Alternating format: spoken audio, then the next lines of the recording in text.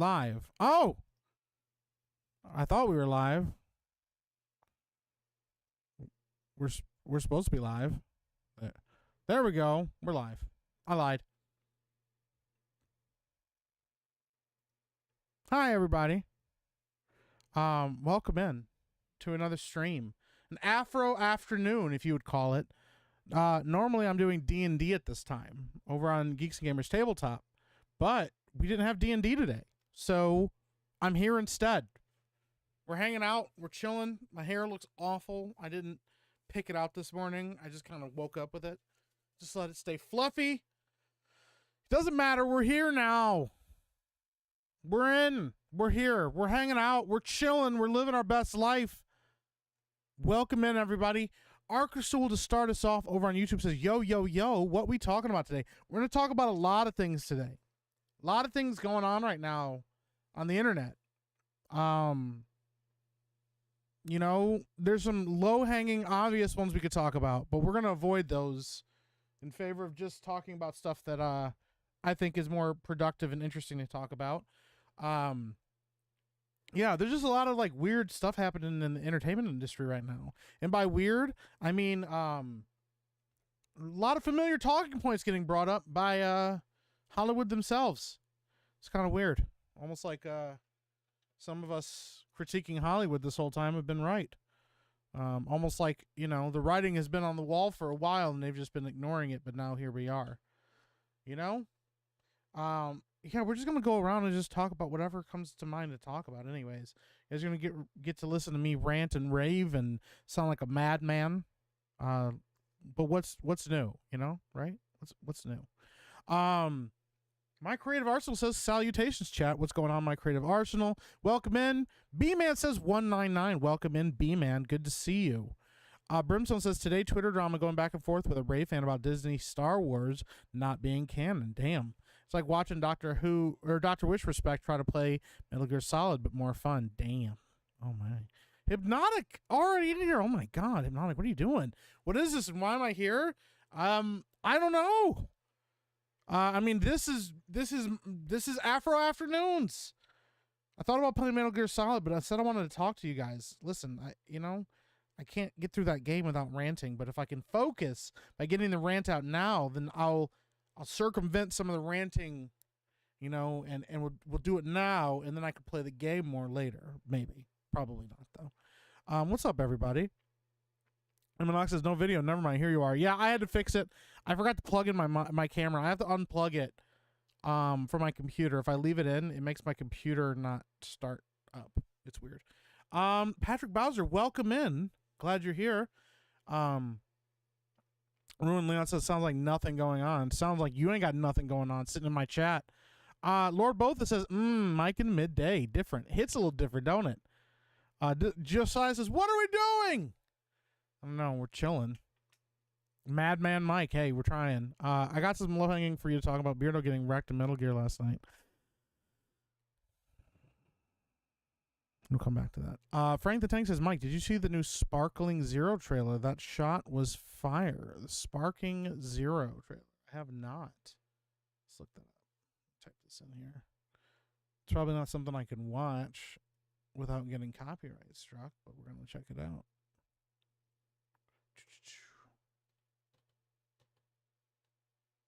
The official Fused Warriors gameplay? Is that what you're talking about? I haven't played this game. Genesis 1 says, Epic Mike mods chat. Hey, everybody. Well, welcome in, Genesis 1. Metal Gear Solid, don't punish yourself so early in the day, right? Frank the Tank says, no, you won't. You want something new will come out that you will rant about. That's true. Hi, B-Man.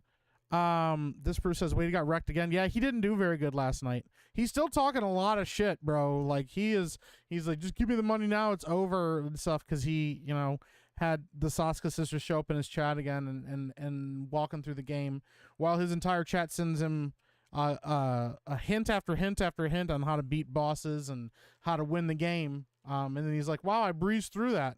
Yeah. Dragon Ball Z game, it looks fire. Yeah, I'll pull it up. We'll check it out. I just started my lunch and ready for Mike Rants. Hey, hi, Nomi. Welcome in. Welcome in. Yeah, he was getting laid up by Gray Fox. Yeah. I saw him tweet out that he was the best MGS player ever. Yeah. I don't understand. Like, listen, bro. There's like, I want to be confident, or yeah, let's go. We did it. We overcame the obstacles. But pretending that the game is not hard, kind of disrespectful to the game and the players, isn't it? Just a little bit. Took like 16 tries to get him, and then he goes first try, easy. There, people are talking about he's closing the fucking gap. Like, what the fuck are you guys talking about? Stop catering to this guy. Let him take his whoopings like a man. You know what, people, when we were sitting in our houses playing these games by ourselves, when you guys were playing Metal Gear Solid as a kid, you know who was, you didn't have an entire army of your family sitting around you, sticking their thumbs up your butt going, it's okay, it'll get easier for you. It's okay.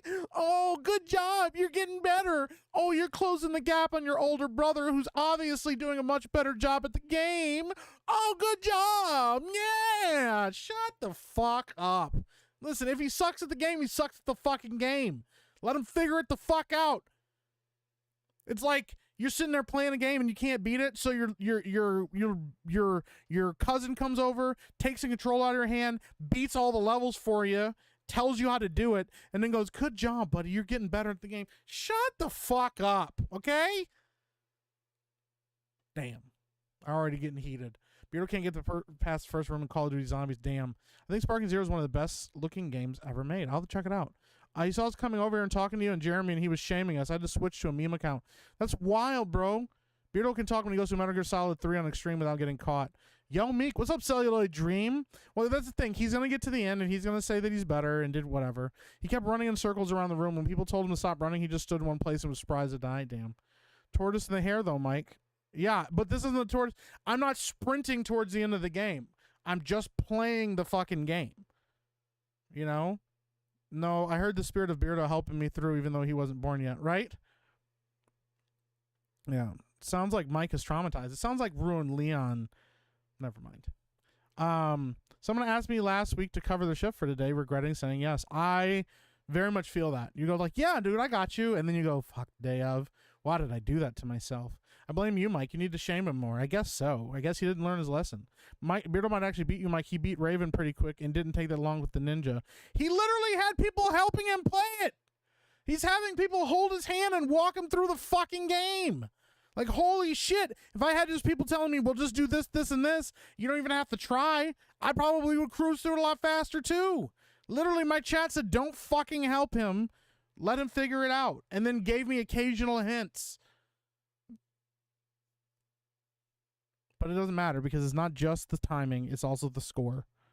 It's like me going back now and going, oh, okay, I'll go restart my game and just blitz through it now that I know all the shit that I need to do. Go fucking speed run the game brand new. Or, you know, or not brand new. Go speed run the game now that I know what I'm supposed to do.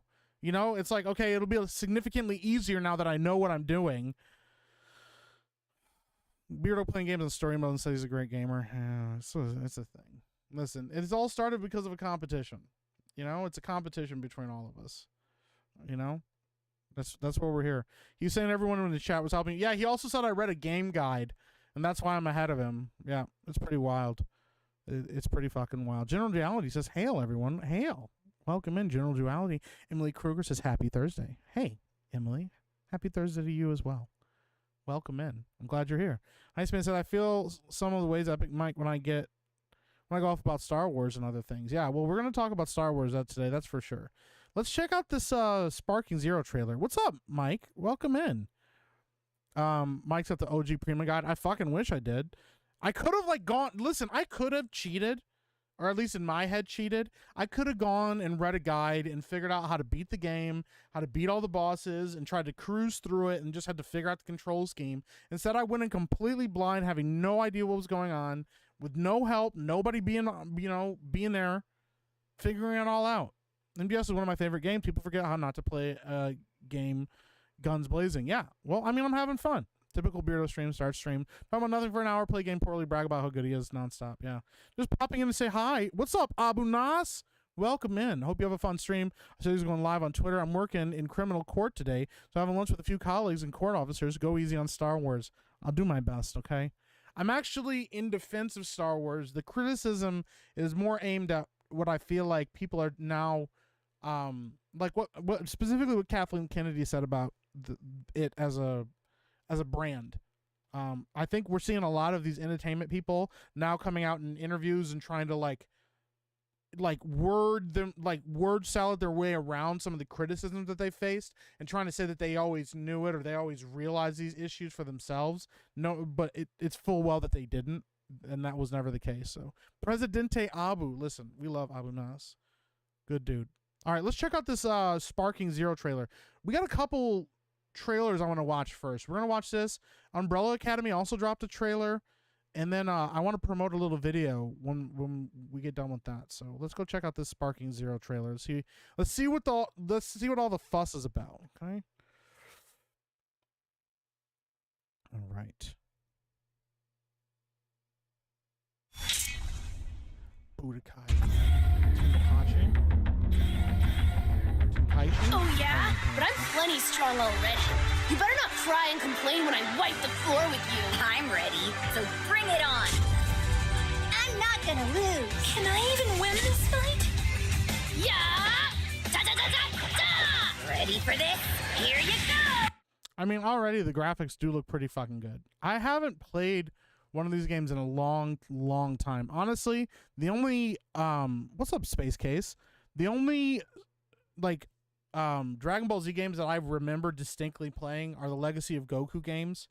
I've played some of the fighting games, but never enough that I felt like, oh, this is a lasting memory in my mind. Legacy of Goku were ones I remember. Legacy of Goku 1 and 2 were actually pretty legit. So, Celluloid, right, Xenoverse 2 is fantastic. Interesting. Time to get serious! I do like the innovation with the fighting games over the years. No, shut your mouth! Let's see who the strongest one really is. I won't hold back! I appreciate the innovation with how the graphics have, and the innovation with how they've made even fighting on multiple levels with being able to fly and stuff like that. So, you're not gonna believe what I watched last night. What did you watch last night, Heist Man? Frank the Tank says Legacy of Goku 2 and Boo's Fury are goated. Yeah, dude, they're so fun. My brother and I have played every DBZ fighting game to release. Really? Budokai 3 is still my favorite. Nice, dude. I respect that. I have to keep pausing it so I don't get copyright. No way we can lose if we fight together. Now, I don't even remember who these characters are. I'm guessing they're from Super. Are they somebody's kids or grandkids? This looks just like every other Dragon Ball Z game. I mean, that's fair. Sparking Zero is the fourth Budokai. Interesting. What's up, Psychotic Mongoose? Welcome in. Oh, that's Brawly's kid. Holy Come shit. on, Goten! Okay.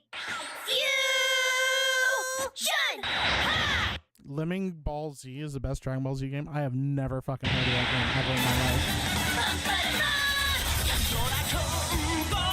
The Great Gotenks is here to take you down! I like they said this background music is not included in the game. Interesting. Yeah, they're from Super. Saiyans from a different universe. Oh. Universe 6 Saiyans from Super? Are they just replacements for other Saiyans instead? They're not children? Because it looked like that was Brawly's daughter, but was that supposed to be actually Brawly instead from a different universe? That's kind of weird. I don't know how I feel about I can do it! I'll show you what I'm made of! Your opponent is the one and only Goten! Here we Getting go! close to Take Captain. this! What's up, Weasel? Ta-da! I haven't watched a lot of Super. I started watching it, but I have not finished Super. I don't know. I don't know how I feel about Super. What's up, Punch McLightning? Welcome in, buddy. Rapid fire! Super Luna! Super attack! So what are these fighting? What are these Do you attacks, really bro? think you can beat me? What are some of The these fun is attacks, just- bro? What is turning into a ball? She's a Brawly of Universe 6, but Universe 7, the one we follow, has its own real Brawly. Okay, interesting. Interesting. You love Super? Like I said, I haven't watched it all. I started it. I wanted to watch it with my kid, but I'm like, man, I kind of want to go back and watch Dragon Ball Z, or maybe Dragon Ball Z Kai, so we kind of skip some of the filler, so we can actually watch it and he can enjoy it for what it is. He seemed interested. So, small girl who looks really meek is actually the alternate Brawly. Oh, okay. Feels like recycled stuff now. I got you. started. I refuse to lose to someone who transforms with such a dumb-looking pose.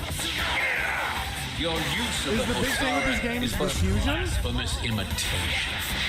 Behold my... Is that Goku and Whis?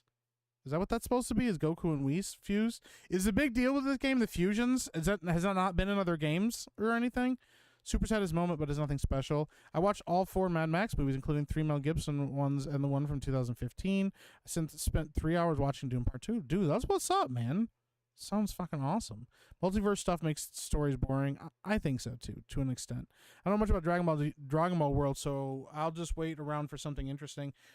What's up, Konya Cat? Yeah, I don't know. Like, I don't know about this multiverse stuff either for Dragon Ball Z. That feels kind of weird. Let's do this thing!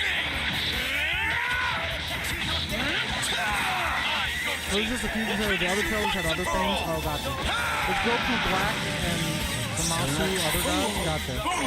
Supreme Kai. Okay. I don't know anything about Super, like I said. I know enough about Super. So. It's kind of interesting, I guess. This is getting kind of wild, bro. This is kind of nuts. Like, what the fuck is all this going on? There's a lot of fusions, bro. Remember when fusions were kind of like a unique thing? It feels like fusions have become like the new thing, like just the no go-to. Now, let's settle this once and for all. A confrontation between 2 fused Super Saiyan Blue warriors. Now this should be entertaining. How does that not like destroy the whole universe? You know, 2 Super Saiyan Blue warriors fighting each other, like 2 fused Super Saiyan Blue warriors fighting each other. How does that not just destroy the whole fucking universe? How does it not work? You know, like, I don't understand. It's kind of fucking wild. What's up, Keenan? The gods love fusing. I guess so, bro. Damn. OG DBZ is the greatest. Yeah, 100%. Goku Black is the best villain from Super. Interesting. Well, Black Goku, you know, out here taking it. Space Kid says, sorry if it's too personal. How do you support yourself while building an online business? I have with my job, so I'm not asking to break into content creating, just curious. I mean, it depends, you know, like I had a lot of money saved up from my previous jobs, and then you know, so I mean, I ate through a lot of those savings after my daughter was born and stuff like that with all the driving and shit. But it just depends. And I've also had odd part-time jobs here and there too, like just to kind of supplement my income. You know, you just have to make a calculated decision. Like, okay, I have X amount of dollars saved up in the bank. You know, if I know that if I reach a certain level, my income will be good enough that I can maybe just go down to a part-time job, or I can start working part-time or something. You know, trying to do it full-time, that's rough, and it's insanity to try to just jump into it full-time. You got to kind of know exactly what you want to do and where you want to go with stuff.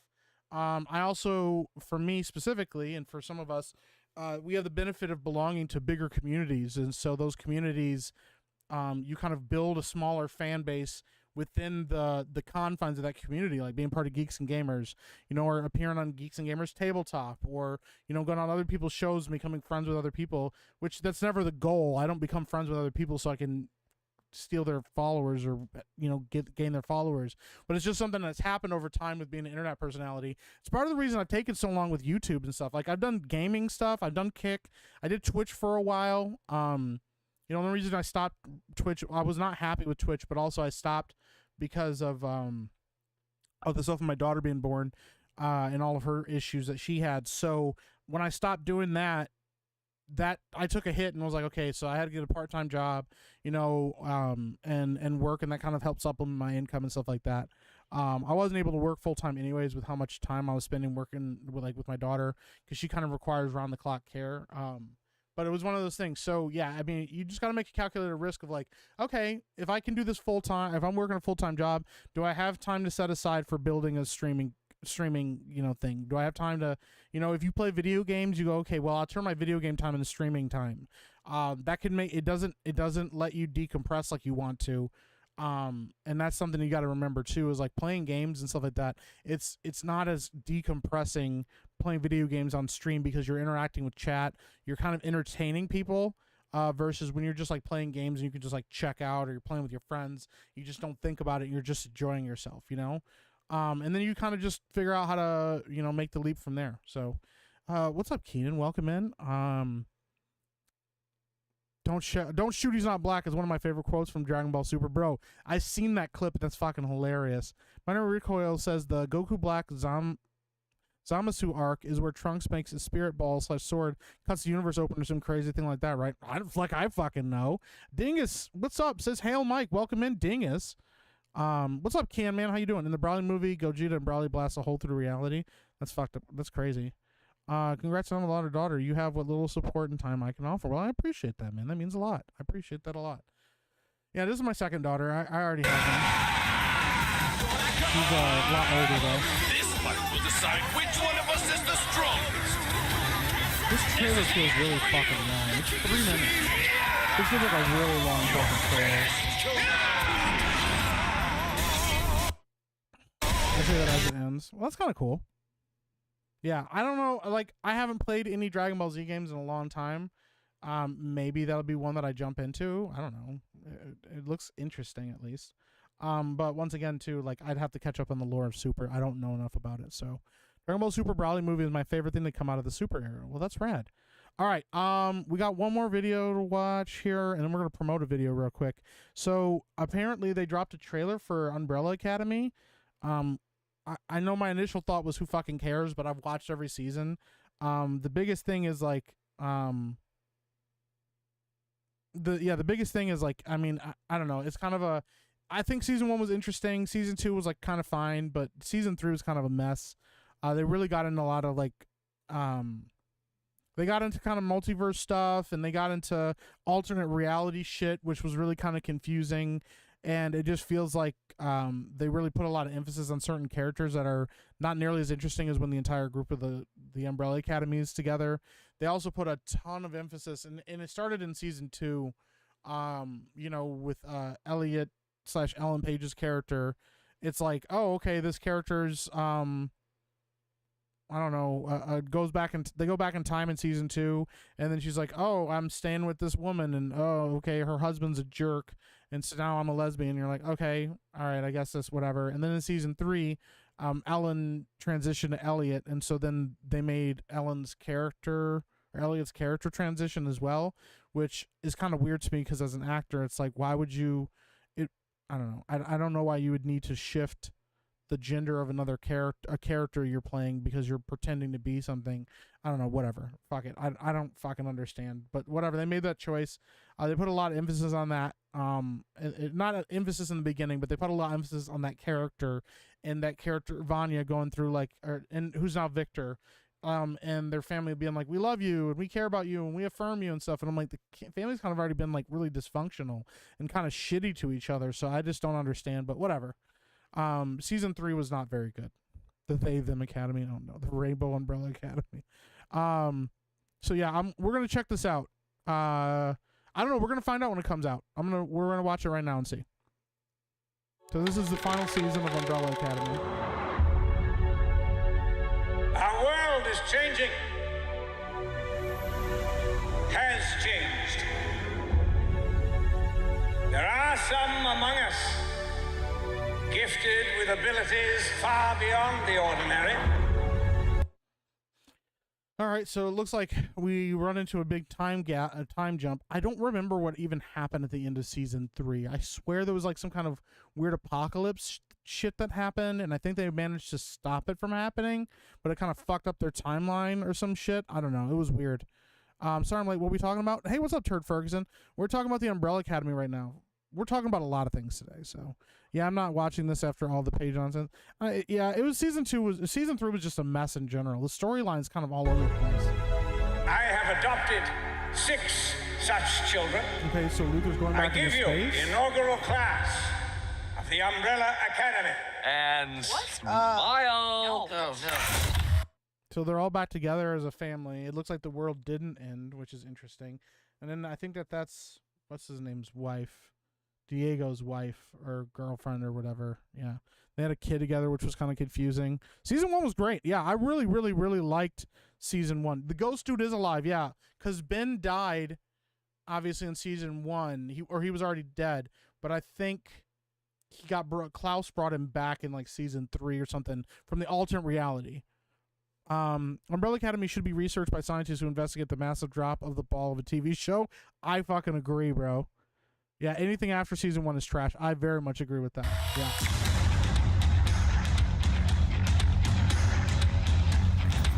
We're back. We're back. Out the way. Out the way. Out the way. Get in. I'm in the front. Everyone in. Why are you yelling? Yeah, I don't know, man. I don't know. I agree with Hypnotic. It very much fell off after season 1. Part of the reason it fell off was it just feels like it knew what it wanted to do in season 1. A really interesting concept about time travel and time and space, and it did kind of delve a little bit into the multiverse stuff, but season 2, it felt like it just kind of stayed the same. It was kind of the same crap, and like them being a dysfunctional family, and you're like, okay, yeah, but what's going on? And you're like, well, there's all this time stuff, but you're like, yeah, we kind of did that in season 1. I don't know, it was just weird. I watched season 2 and realized the story absolutely refuses to move forward unless number 5 was on screen. Soundtrack was awesome, though. Yeah, I agree. That's kind of what it is. It just was like spinning its wheels. And then season 3 was just really weird. Shut up! First person back! Hell yes! Let's go kill this bitch! This is a rescue mission. Okay, and so like now they have Ben back, but this is a different Ben. This is like alternate reality Ben, where he's like, I don't know, a mess, and it looks like he got out of jail, so it looks like he wasn't doing very well. I don't know, bro. It's just like, how can we keep these characters train wrecks instead of let them grow and progress? Ellen Page has struggled to smile since they started pretending. Yeah, it's a mess, bro. Right. I really like Klaus as a character, but even I feel like they keep progressing Klaus as well. Oh, this is the final timeline. Okay. You children bicker constantly. Yeah, and we drive each other crazy. And like the other thing is too, like, you know, they had the little dance thing in the season 1, and that was kind of funny. Then they made one in season 2, and then they had to have one in season 3, and you're like, okay, you don't have to have like a dance sequence every single season. It was funny, but like constantly trying to find a way to force that joke into every single season isn't nearly as interesting as letting it be organically. Like, okay, cool, it happened in season 1. Maybe it doesn't happen in season 2 or 3, but like maybe we call back to it in season 4. Yeah, I don't know. But when things go to hell, they're there for me.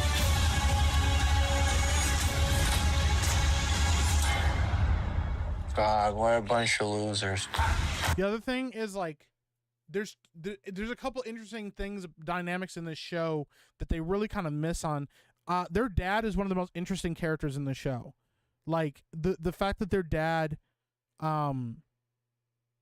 he becomes an interesting foil for the rest of them because they all kind of hate him, but then they're all like desperate for his affection and stuff. It would have been interesting to see that progression more. I know he dies, but like in season 1, but like the progression between them and their dad is really interesting. The other part of it is too, the show's actually better. Like season 1 is interesting because they're dysfunctional. The show actually works best when they're working as a family.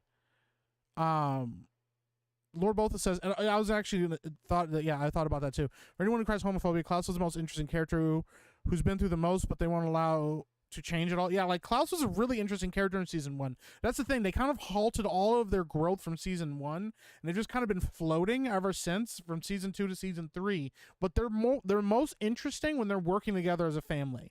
And if they have to keep splitting them up to make them not work together well or constantly, it's like, you know what? You can have dysfunction, you can have character growth, and still have them kind of have worked out the kinks of being a family and loving each other. You know, like you can make that work. Arrived just in time for the Netflix trailers. I'm gonna die. We only got this one, and then we got a video I want to promote. So sounds like she constantly has a sore throat. Yeah. So yeah, it's wild though.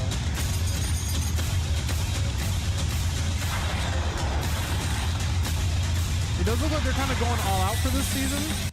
Was that Luther? That looked like that was Luther. So does it look like Luther got his regular body back now instead of his like gorilla? No, I think that's Luther actually. So I don't know who the fuck this is.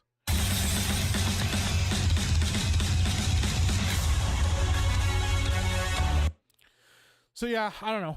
Yeah, it looks like the same kind of stuff. Oh, dysfunctional family. We don't work together very well. Oh, we're fighting each other. Oh, our dad's a jerk. Now we got to go do some crazy time travel shit to make it all work. But I don't know. To me, I felt like, I don't know. they could have. There's better writing there for that than them constantly staying in a state of dysfunction. So, Hentai Man, yeah. Always liked number 5. Really well acted from a kid from a Nick show. What Nickelodeon show was he from? He did a great job though. Yeah, number 5 was awesome. I actually enjoyed season 3 because the weirdness of it gave a Wes Anderson kind of vibe at the time. I gotcha. The thing about season 3 is it felt. The setting was interesting, but the characters, once again, it just feels like they've been stuck for so long in the same place. When the thing that worked about season 1 was watching them progress and grow and reconnect and like reforge the bonds of being a family. I don't know, I don't know. And the other part of it too that works really well is if you do split them up into interesting groupings, but like season 2 they kind of split all off and went in different directions, and they were kind of all like they all had their own lives and kind of all that stuff, which is it's more interesting when you have like different groupings together. Like so you have like number 5 and Klaus stuck together and they're going through whatever they're going through to get to another person and stuff. It's like, yeah, I don't know. That's the part that really sucked about it. So this show is that dude from high school who's still doing the same stuff 5 years after. Damn. So let's find out when season 4 is going to be. If they even announce it. August 8th. Okay, so that's like right around the corner. I mean, that's about normal, I would say, for Netflix. That's 2 months to get everything together. So, okay. I guess we'll see. Krista says, me. Welcome in, Krista. I think I drove everyone else away by watching that Dragon Ball Z trailer. Disparu. They all left. They're just like, I don't want to watch this shit. All the celebrities showed up. Well, yeah, they like me, apparently. I don't know why. They do. Guys, I want to promote this real quick, okay? We're not going to watch the whole thing because I want you to go to the channel and watch it. Our boy, Lethal Lightning, dropped a video essay. Him and Skirmitar together. They've been working on essays over on his channel, and they're kind of bangers. And by kind of bangers, I mean they're absolutely fucking bangers. So, yeah, our boy, Lethal Lightning and Skirmitar, they dropped a video essay about Melania. And I have never known defeat. So yeah, they broke down like an entire essay talking about why Melania is one of the best boss fights, kind of breaking down the intricacies of the boss fight, but also some of the lore behind it and why it's interesting leading up to it and stuff like that. It's a really good video. I just want to support our boy because I think anybody that's trying anything new, trying to create anything, I'm a big fan of video essays in general. So I think that if anybody's stepping out and trying it, go over to Lethal Lightning's channel, yeah, and go check it out. It's a good video. He also did one on Makarov. That one on Makarov is also really fucking good. Let me see if I can find it real quick. Let me see here. Yeah, the history of Makarov. It's pretty fucking rad. I think he breaks down Makarov a lot too, and how what a great antagonist he was for the Modern Warfare stands franchise. As a shining example of what makes a truly great villain. Through his unwavering conviction, cunning manipulation, and profound impact on the narrative, Makarov leaves an undeniable mark on players that is still felt to this day. So yeah, I'm not gonna also watch all of that either. But you guys go check out both of those videos. Show them some love because seriously, Lethal and Skirmitar knocked it out of the park. I think they did a great fucking job. And they deserve love for it for sure because yeah, they did a really good job with it. So guys, go check those videos out when you get a chance. Save them in your watch later and go check them out because they're really good. So yeah, so much love to our boy Lethal and Skirmitar. But yeah, it's a very good video, Arkasil says. Go check it out. Absolutely. Frank the Tank says Melania is one of the worst. She literally cheats the game's mechanics. I am very... Okay, you got to explain that to me then, Frank. What do you think about that? Because I didn't feel like Melania cheats at all. I thought she was a great boss. I also... I wouldn't say cheated, but I mean, she killed me quite a few times, but I used magic against her, and I killed her. I mean, it wasn't like... I didn't die 30 times against her. I mean, I figured out a pretty sound strategy. I think magic definitely gives you a massive leg up against her because, if you know how to do it correctly, you know what some of her weaknesses are, that you can proc those weaknesses. Basically what I did was I used a mimic it was called Black Knife Tish, which prevents her from healing herself when she attacks. And then I threw what's a moon at her, like it's called Renalia's moon. And if you hit her with it, it stacks, I think, frost damage on her over time. It's actually pretty good. I liked Millennia. I thought it was a great boss fight. Never known defeat until the legendary Let Me Solo Her stepped onto the scene, right? My favorite part of that Let Me Solo Her legend was also the guy that said, let her solo me. And he would show up in the same outfit, and people didn't know it wasn't the same guy. So they'd say like, oh my God, it's him, it's him, it's him. And then they'd summon him in, and it was let her solo me, and he'd run up there naked, and then she'd just hit him, and he would die immediately and disappear. I thought that shit was the funniest stuff ever. So, Krista, how are you doing today, by the way? I still need to beat Elden Ring? Yeah, you should. I mean, DLC's getting ready to drop, bro. Elden Ring is legit. Lethal's been doing a lot of evergreen content. I think it's a very good influence, and hopefully more people do the same. Yeah, we need more video essays. You know, we need more gamers talking about games, and we need more movie fans talking about movies and what they love about it. So it's a show called Nicky, Ricky, Dickie, and Dawn, typical kind of Nickelodeon sitcom shit. Interesting. Huh. Hey, what's up, Mr. Stranger Danger? Welcome in. I guess by the standard I'm using, you are a celebrity, so if that makes sense, we were talking about future celebrity. Epicverse is going to be pretty big. I mean, I wouldn't consider myself a celebrity in any way, shape, or form.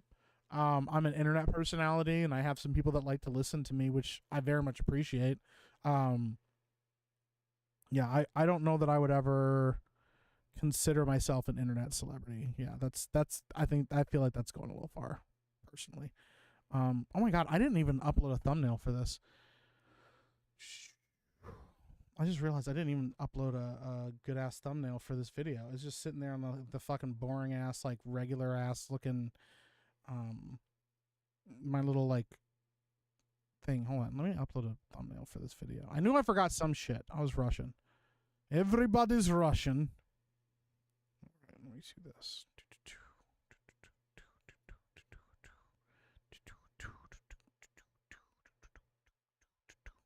All right, there we go. Now we got a cool thumbnail for that video. Now I feel a little bit better. The hair is famous. Yeah, I mean the hair is definitely a celebrity. The hair is his own entity. He has his own show. He goes and does his own thing while I'm sleeping at night. I know he does. He says he doesn't, but I know he does. He's lying to me when he says he isn't. So, all right. We also do have another little video we need to check out.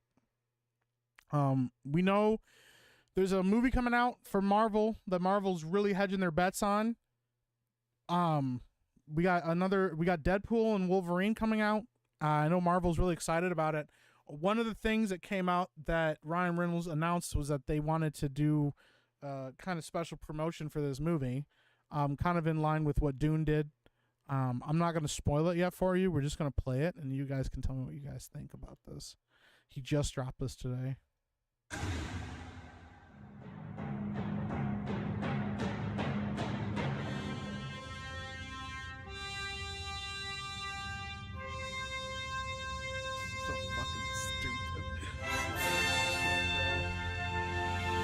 Oh man, it's the Wolverine popcorn bucket, bro. That shit is so wild. I cannot believe that.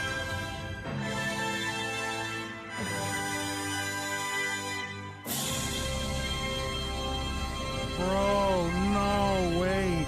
Not with the butter dripping down the face. That shit's wild, bro. That's some next level shit right there. Oh my God. So like I knew he was gonna announce a popcorn bucket at some point, and there's all this speculation of what it would look like, and that was better than anything I expected. That's fucking hilarious, man. Frank the Tank about Melania says she'll recover out of being staggered faster than you can recover, so you're forced to get hit. She'll also just out of nowhere be unstaggerable, even though she's able to be, and that can cause you to get hit with no warning. There's a whole video of a guy breaking it down. She's also not undefeated. She got beat by Radon so bad she had to be carried away back to the tree unconscious while Radon kills the rest of her army and then never leaves that tree again. I mean, technically, if I remember correctly in that fight, though, the way she claimed victory was because she unleashed the blight, or I don't remember what the name of her thing is, but she releases like her blight from her body, and it basically fucked up Radon and made him go mad. So I think that's why she still claimed victory, but she did get fucked up. Her brother fucked her up real bad. I got what you're saying. I like that boss fight. I think it's a great boss fight personally, but he did say this when the Dune bucket came out. Yeah, he's like, we got to go somewhere with this. Can't believe Disney's letting them do that. Dude, Disney's desperate. Millennium never lost a fight. Get the fuck out of here, says Arcasul. Nelson Peltz dumped all his Disney stock. Did he really? Damn. Yeah, I think that's the thing. I think with Disney right now, this Deadpool thing, what I think some people are going to see it as is a massive victory or a massive win for, especially if it does well, which I do think it's going to do well for Disney. They're like, Disney's back on track. No, this is not what that is. This is Disney being so desperate that they're willing to take the hit to their brand identity, because remember, Disney's all about being PG. Holy shit. Oh wait, that was Ryan Kernel, not Ryan Cannell. I freaked out for a second there. Ryan ain't gonna jump on my channel. What's up, Glenneth? But Disney's taking a massive hit to their brand. They like things to be PG. They don't want things to be too dirty. They don't want things to be pushy or edgy. They want things to all be family friendly. So they're taking a huge hit right now with Deadpool and the Wolverine being rated R like this. And they're going, you know what? We'll just let them do their thing because we're hoping that it'll foster better audience relationships. That's what they're hoping for. They're hoping that the audience will go, wow, they let him do Deadpool and they let him do Deadpool proper. That's awesome. So you know what?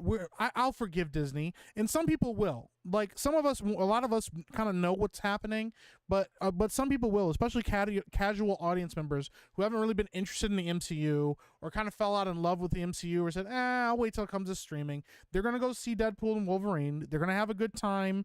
They're going to be entertained by it, and then they're going to enjoy the marketing of it, and they're going to go, man, Disney's kind of come back. Disney's kind of doing it right now. You know, Disney's kind of fixing themselves and rebranding themselves. That's not what this is. Disney will go back to the same old like they always do. They're just hoping to catch a win here because they desperately need one. Okay? They desperately need a fucking win right now. So, and I don't think that this is going to be the win that Disney thinks it's going to be.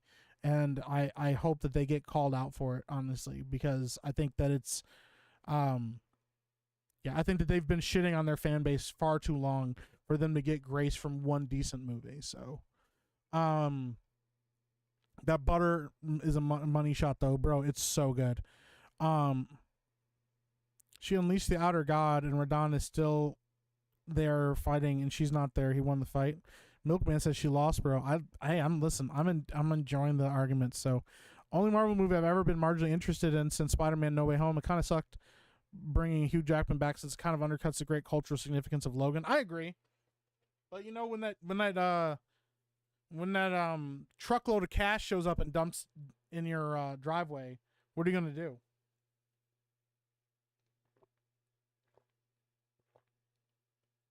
Hugh Jackman kind of pulled a Tom Brady. He said he wasn't gonna do Wolverine anymore because of how much stress it puts on his body and how much work he has to put in and how it affects his relationship and all that stuff.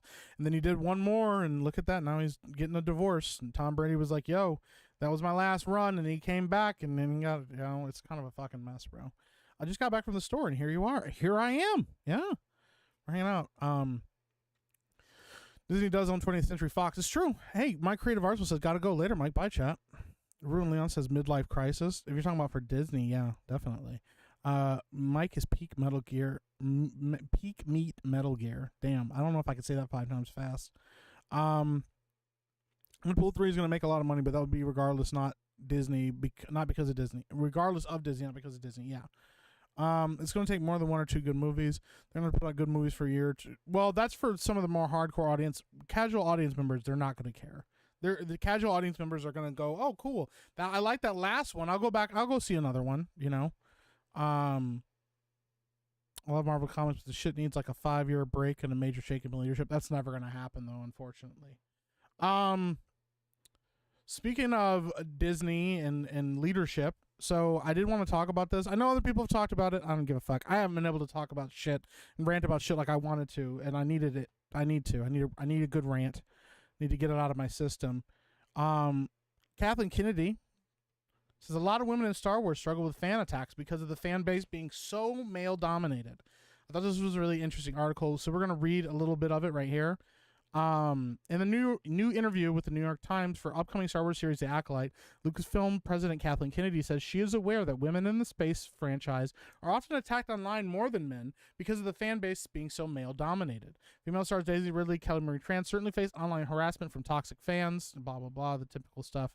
The Acolyte is an original story created by Leslie Headland, who is Harvey Weinstein's former assistant, or potentially his daughter as well, if you're a rough night.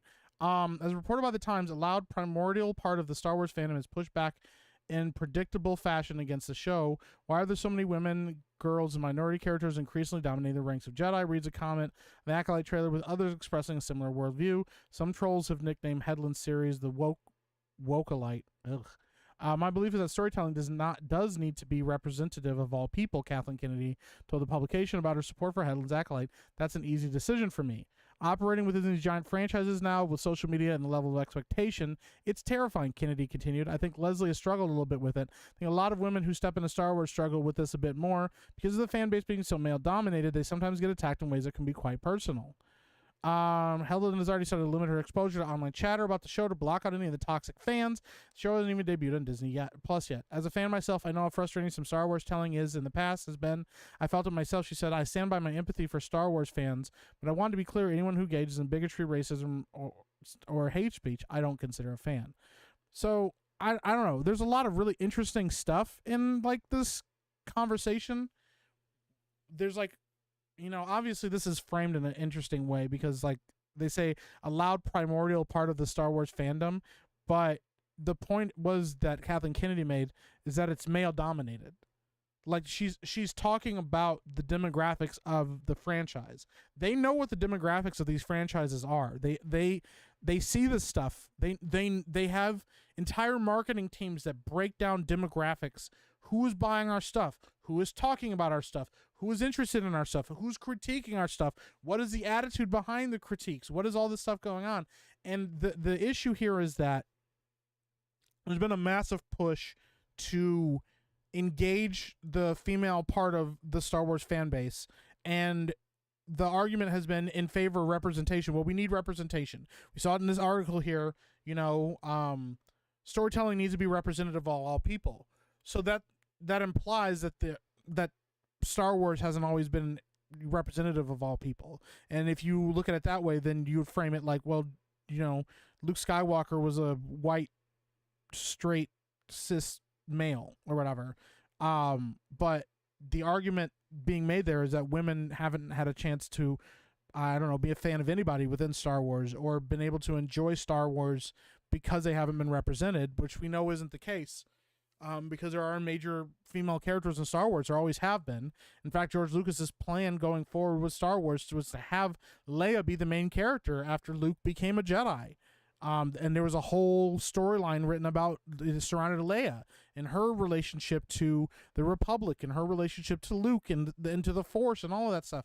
You know, this argument, the way I explained it is, it's like if you take over in Japan, the way that they break down genres is by demographic. You have like Dragon Ball Z, which is a shonen, and so you have Dragon Ball Z as it stands, and the primary the primary fan base, the primary consumer base of shonen are young men and young boys. Okay, I think it's like teenage boys from like 12 to 16, but it's also goes higher than that because those kids grow up and they're still a big fan of the franchise. So imagine if somebody goes, you know what? We don't have enough female representation within Dragon Ball Z, so we need to add more. And then they get pushback because people are like, well, we never needed that. You're adding in characters. And here's the other issue. There are already women in Dragon Ball Z, and nobody has a problem with those women in Dragon Ball Z because those women are typically well written. Even somebody like Chi-Chi, who's just Goku's wife, is still well written. She had a storyline in Dragon Ball. We got to see where she came from. We got to see her develop as a character. And the only reason she doesn't fight is because she doesn't have any powers. She's not a martial artist. She's not a Z fighter, but we support her. Bulma is a massively popular character within Dragon Ball Z. So there are females in there, just like there's females in Star Wars that have been massively popular. You know, you've got Leia, you've got Ahsoka Tano, you know, you've got oh my god, I just forgot her name, and that's gonna make me look fucking terrible. But like you have other Padme. Wow, goodness gracious, you have major characters within Star Wars that are female that have held their own, that have been majorly you know, that the plot is hinged on. You know, all of this stuff, and those characters have been beloved and appreciated and popular. That's never been an issue before in Star Wars. The only reason that it sounds like it's an issue now is because they're framing it like it's an issue now. But the argument there is, yeah, it's male dominated. So they're telling you we're fighting against a demographic, the biggest part of our demographic. We're fighting against the biggest part of our consumers because there needs to be representation. And that's easy for me, you know, according to Kathleen Kennedy, that's easy to know we need representation. So it doesn't matter that we're fighting against the male dominated space in Star Wars because we're pushing for something greater and something better. But then the franchise is not doing well. The franchise is not making money.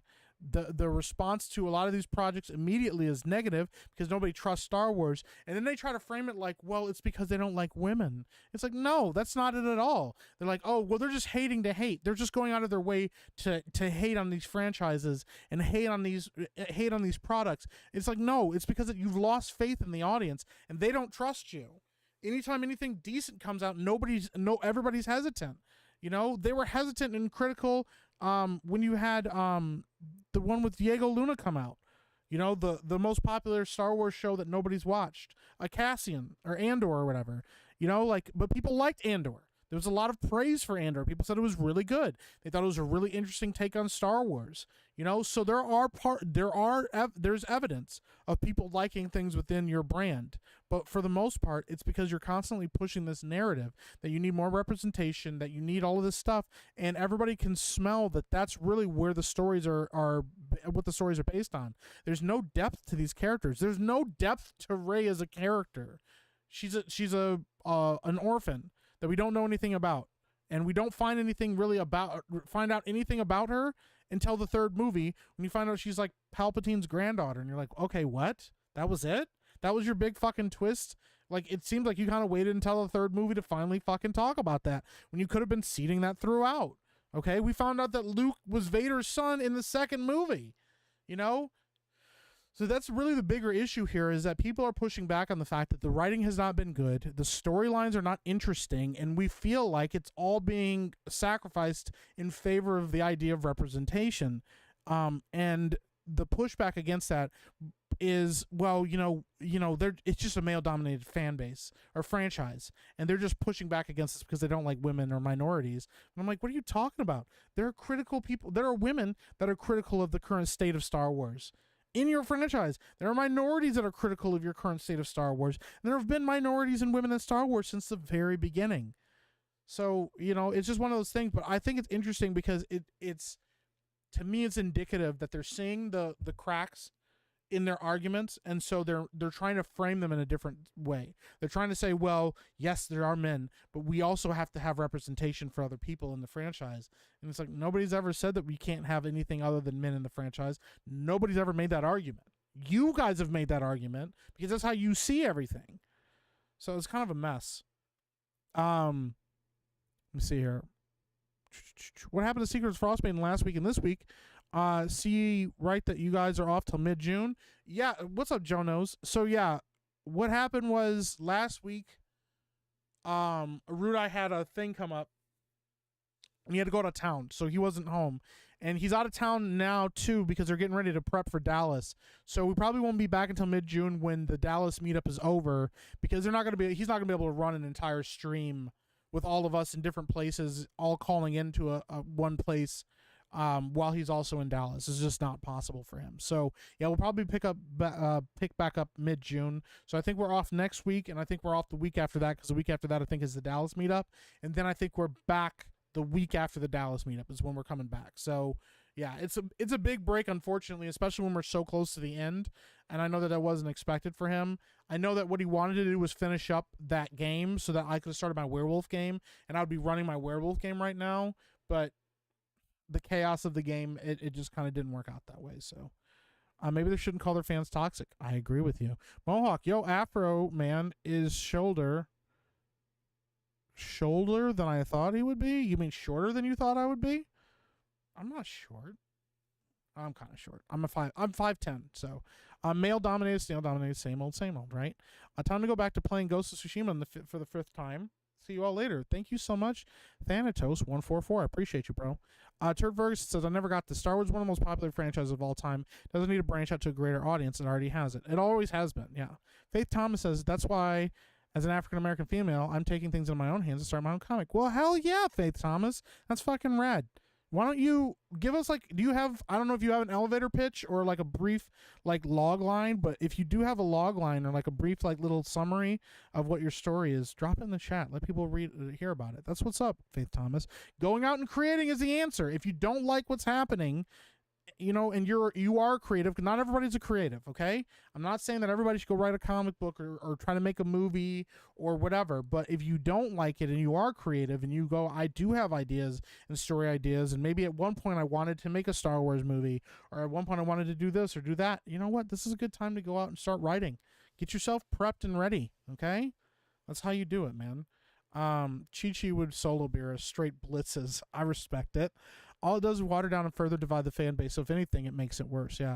At this point, there is now more women Star Wars and characters than men, and they're still bitching. Yeah. Mike's Fro has more depth than Ray. I mean, a lot of things have more depth than Ray. Yeah. No deep. What's up, Tom Cooper? How you doing? By the way, who did Palpatine bang? I don't know. I don't know who had sex with Palpatine. That's wild shit. What up, 1-800-DANKY? Welcome in, bro. Plu Clune is a sassy queen. Kit Fisto is a Chad. That is all. Hey, I respect it. What's up, Rough Knight? Welcome in, buddy. This is why I hate Star Wars so much. I just get why can't Star Wars be for everyone? Look, there's nothing wrong with women being in Star Wars. They can be fans of Star Wars. There's never been an issue with that, ever. So yeah, that was kind of frustrating. You know, it's one of those things, but you know, I mean, I sure hope so, Westward Smile. Palpatine's a bad guy, though. It's kind of messed up. So yeah. Reinhardt Brush said, hi, Epic Mike. Had to finish long side scrollers. I stopped in earlier to lurk and like, but I'm back. Well, welcome in, Reinhardt Brush. I appreciate you, bro. Thank you for dropping in here. George R. Martin is the next thing I want to talk about here. I kind of ranted about it yesterday on Daily, but I don't know. I just kind of want to rant about it again because I'm kind of pissed at him right now. Another article on Variety. Surprise, surprise. George R. R. Martin doubles down on issues with screenwriting, making adaptations their own. 999 times out of 1,000, they make it worse. George R. R. Martin recently took to his personal blog to double down on his issue with Hollywood adaptations and screenwriters' attempts to make source materials their own. Martin previously spoke out in this issue in 2022 during a discussion with fellow author Neil Gaiman, which he lamented over the majority of writers in Hollywood thinking they do not need to be faithful to written works or adapting for film or television.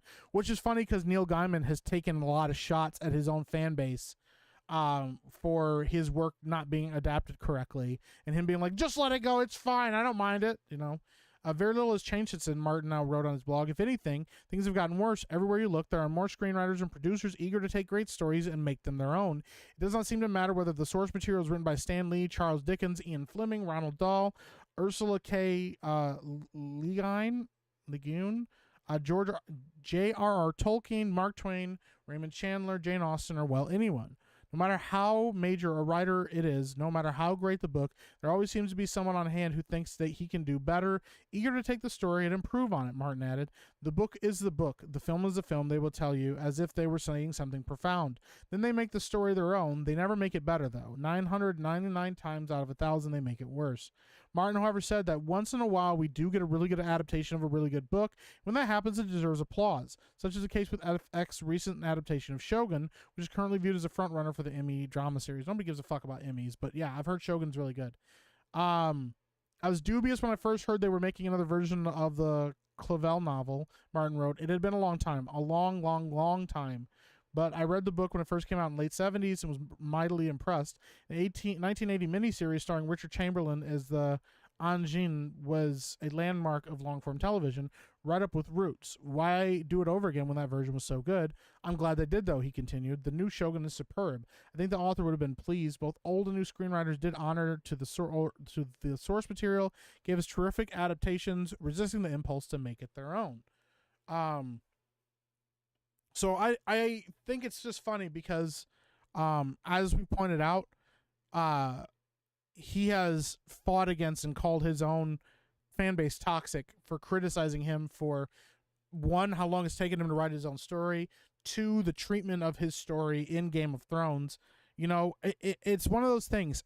I got really fired up about this, and I'm kind of less fired up and more just annoyed, because here's the thing. We've all been saying this. There have been a ton of people in the entertainment sphere or outside the entertainment sphere that have been saying this for forever. Why, when you adapt a story, do you need to change it? Why do you need to? They're like, there's always the argument and the conversation about certain things do not adapt from book to screen well. And part of that, and the issue with that is, and the main thing, is that when you write a novelization, you write a story, there's a lot of internal dialogue that you could share with the audience. There's a lot of exposition because it's all through the medium of words. So you can't...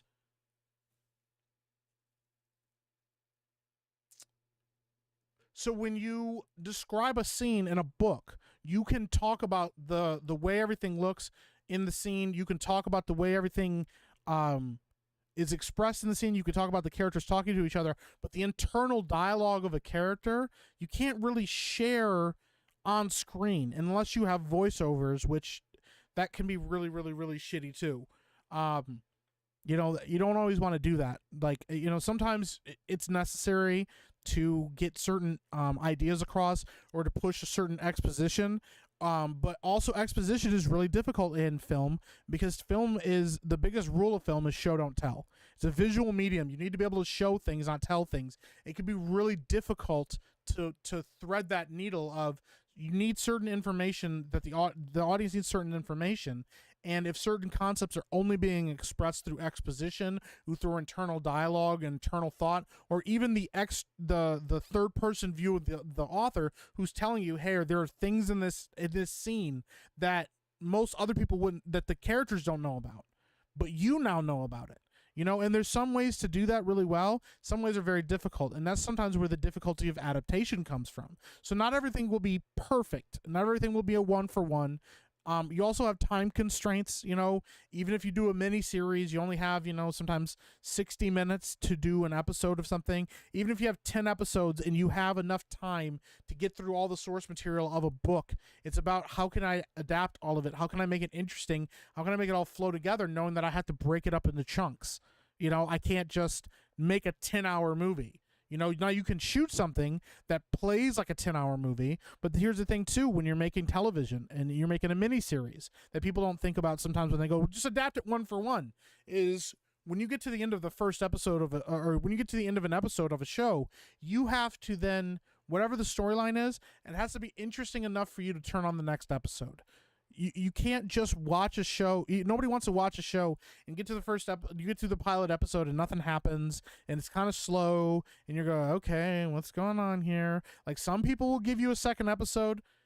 Some people will maybe even give you a third if they're really, really itching to watch what you have going on. But a lot of times you can lose casual audience members because they're looking at this going, there's nothing going on. So you have to frame and structure a story in a way that makes people interested in clicking on the next episode, or waiting a week for the next episode and coming back after a week.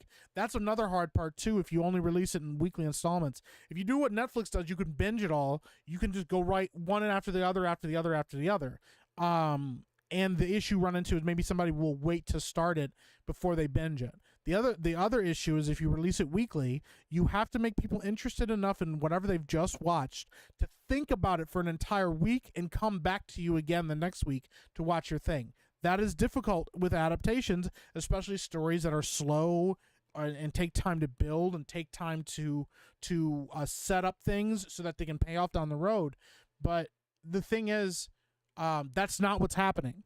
What's happening is people, like George R. R. Martin is saying, and he's right about that. It's not even that he's not right. There's no argument against what he's saying. it's that he's the one now making those arguments, and that we're also seeing other screenwriters, other writers now starting to make that argument about adaptation work, and the fact that all these people are in Hollywood go, I want to make my mark on the world. I want to be the guy that makes my mark on the world. And instead of writing an original piece of story, writing an original film, writing an original screenplay, or writing something that's based on a concept that they've gotten from somewhere else, or taking like a short story and expounding on that short story or something like that, they will adapt somebody else's work and go, well, I don't really see it this way, or I don't really think that was the right way to do this, or I get why the author did it this way, but I think it's more interesting if you do it that way. I'm like, yeah, but that's not your story.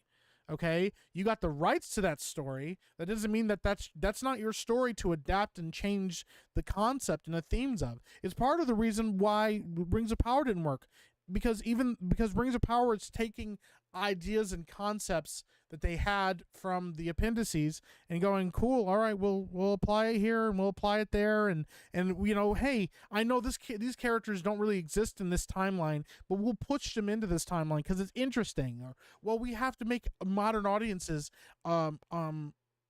agree with whatever storyline you're pushing or whatever concept you're pushing, and you go, yeah, but how does that work? People are already resonating with the story. Why do you have to add to it? You know, I just don't. You know, it's one of those things. But I'm the reason I took issue with it with George R. R. Martin is because, one, he hasn't finished his fucking book, and two, the fact is his criticism that he makes against, you know, these adaptations, like you had a bad adaptation of your story and you defended it for a while, bro. He was there defending season 8, defending Benioff and David Weiss for their or David Benioff and I don't know, whatever. Benioff and Weiss. He defended them for a while and tried to protect them and shield them from the criticisms. And part of me may think that it was because that was what his original ending was envisioned. It was just played out over more time, and because they rushed the ending, now the ending is kind of spoiled for everybody. So, but if they had done a really great job, then we would just been able to write those books and then give them to us and be like, see, there you go, guys, you know. But the fact is, he's already been having trouble writing these stories. It does feel like it was like a little bit of testing the waters for how people would respond to certain ideas or certain concepts within his stories. And when people didn't like them or when people didn't enjoy them, you know, he kind of backed off. But there's the thing. The reason it didn't work was because it completely ignored previously established themes of time and distance and characterization and growth and depth in favor of like really simple tropes. And that's something that we run into a lot with adaptations is everybody goes, well, here's the way that we all do it in Hollywood. You know, this happens a lot. There's like blueprints within Hollywood that say, hey, this is how you write a story. This is what audiences like about a story. You know, things like show don't tell are an important rule because it's a visual medium. But then, you know, there's like, you know, you have you know, people do the hero's journey, and so they write every story based on the hero's journey. You know, I don't know how many people in Hollywood, probably almost every other person in Hollywood has read The Hero with a Thousand Faces, you know, because they're trying to learn the structure of story. Well, that's fine and dandy, but you also have to be creative enough to know how to adapt that concept or how to flip that concept on its head or how to break those rules within the confines of storytelling to tell some kind of interesting story. What's happening is people are taking these already pre-established stories, applying a very, very rigid structure of storytelling to them and going, cool, I can add my own takes to this because when you push it into this mold, it doesn't really fit. And I'm like, well, it doesn't fit because there's more depth to it than that, you know? Whoa, buddy, we've been ranting for a while. I know I'm way behind on chat, but that's okay. We'll catch up here in a second. What's up, Randy? REK Thought says, asking who Palpatine banged gives me a bad visual of, oh no, bro. Damn. Covering his butt for the ending of the show. Yeah. Until he finishes his book, he shouldn't be talked about. If he is forgotten, then he might get spotlight FOMO and finish the fucking story. There you go. Your about George R. R. Martin was on point. Well, thank you, Reinhardt Brush. I appreciate that. Shaka Zulu 12 says, hail chat. What's going on, Shaka Zulu? He ain't wrong, but he's a hypocrite. Yeah, bro. Mike, y'all watching the PlayStation State of Play today? Probably not. I'm not a PlayStation guy. Highsmith said, I would love Star Wars and I wish to learn more about Star Wars lore. But in the Star Wars would be better if Disney never bought Star Wars. Probably. Hopefully. Frank the Tank says, adapt it right. I want to see what's on the page on motion on the screen. as close to 1-to-1 as possible. Dizzy Willow, what's going on? Welcome in. And Thing says that's an anime trope where something will happen and another character will give a breakdown of what happened. Yeah. Show not tell seems so hard for the moronic writers around nowadays. I'm kind of glad somebody lost their jobs that he didn't deserve it. I thought Ready Player One was amazing until I read the book. Then I realized the movie broke the plot and was trash. Then the author nuked the series by making Ready Player 2 ESGDI compliant. Really? I did not know that. Kathleen Kennedy never be president of Lucasfilm. Star Wars. This would be better in someone else's hands without pushing girl bosses, no agenda, no Star Wars. Yeah. Yeah, I mean, it's true. Kurt Ferguson says movie adaptations tend to do best with short stories or novellas, so they don't have to cut out a shitload of stuff. Those ones tend to be the most accurate. Shawshank Redemption comes to mind. Yeah, absolutely. So he decided to spread the misery joke. That doesn't change the way I think about the movie. Yeah. Stephen King loved it. Uninterested. Interesting after how he hated The Shining. Yeah. He also really liked the It Chapter 1 and 2 adaptations, although Chapter 2 less so because they really, really changed the story. But once again, Part 1, the changes that they made to Part 1, mostly just getting rid of the weird sexual stuff that Stephen King wrote in the first time around. Tween Tone says he's right as much as you hate him. More major authors should call out this crap. It's great that he's somewhat involved in the adaptation of his works. Major reason why House of the Dragon is amazing. Well, the thing is, like I said, I don't have any argument against what he's saying. It's that all these people have waited until now when the ship is really sinking and these studios are struggling. These adaptations are flopping and failing for him to finally speak up about this stuff. You know? Ready Player One is a wild book, dude. There's a whole excerpt that deals with how he prefers his hand over a robot. You don't. Oh no, bro. George R.R. Martin is a sellout and a grifter. Honestly, I kind of respect it, but it's not cool that we, the audience, us readers, have been caught in the crossfire. He's never going to finish those books. Yeah, I said that I think I could see him finishing his current book by 2025, releasing it, and then never touching that franchise again. I like what George said, but he's speaking on both sides of his mouth, which is what angers us. Yes, he's very much speaking out of both sides of his mouth. So it's kind of a mess. I just think that I do agree, and I would very much like to see more people speaking up about this in the industry. I would love to see more writers who have seen their works being adapted. I would love to see more of them talk out about this stuff, call it out, complain about it, rail against it, fight about it. And get angry and say, you know what, I'm not going to sell my books adaptations unless they're going to be adapted correctly, or writers of the original source material or people that are in charge of that need to have more control, creative control. Tolkien's works have been really, really, really protected, and then Amazon finally got their hands on it, managed to claw a piece of Tolkien's lore to themselves, and you can see what they fucking did with it. They fucking dropped the ball completely with the Rings of Power adaptation. It's kind of a mess. Z Highness says, Meek, welcome in, Z Highness. Hash mask. It's not what he said, but when he said it. Come on now. Speaking. That's what I'm talking about, bro. Speaking of Rings of Power. Listen, we're just segueing in and out. Speaking of Rings of Power, we got some interesting visuals. A little bit of an announcement. And I do not know when I think about it. So we're going to talk about that in a second. I'm going to catch up with the chat here, and then we'll pull this up. Same thing with Seinfeld, and even South Park coming way too late to the party. Still cool to hear it acknowledged by people and shit. Yeah, but it's like now that the industry is flailing and flopping, and we know that there's a massive transition going to happen within the entertainment space, that's when they finally start to say stuff, Someday I'm going to have to finally watch these Game of Thrones shows. There you go. George probably has his last book finished, but has it where it's only published after his death. That way he avoids the backlash from fans who won't like it. I mean, that would be kind of based. That'd be kind of based if he actually had it all finished and he's just waiting until he dies to finally release all of them. A lot of them don't care if their works are trashed for political reasons as well, though. That's true. Rough Night says he said if/when he finishes, he's going to write more Tales of Dunk and Egg. Thanks. Weasel says, does anyone else feel like they're in an alternate reality where Mike isn't yelling? I mean, if that makes you guys uncomfortable, I'm sorry. I guess. Not really, though. Real quick, also, I think this is a good time. About 1 hour, 18 minutes in.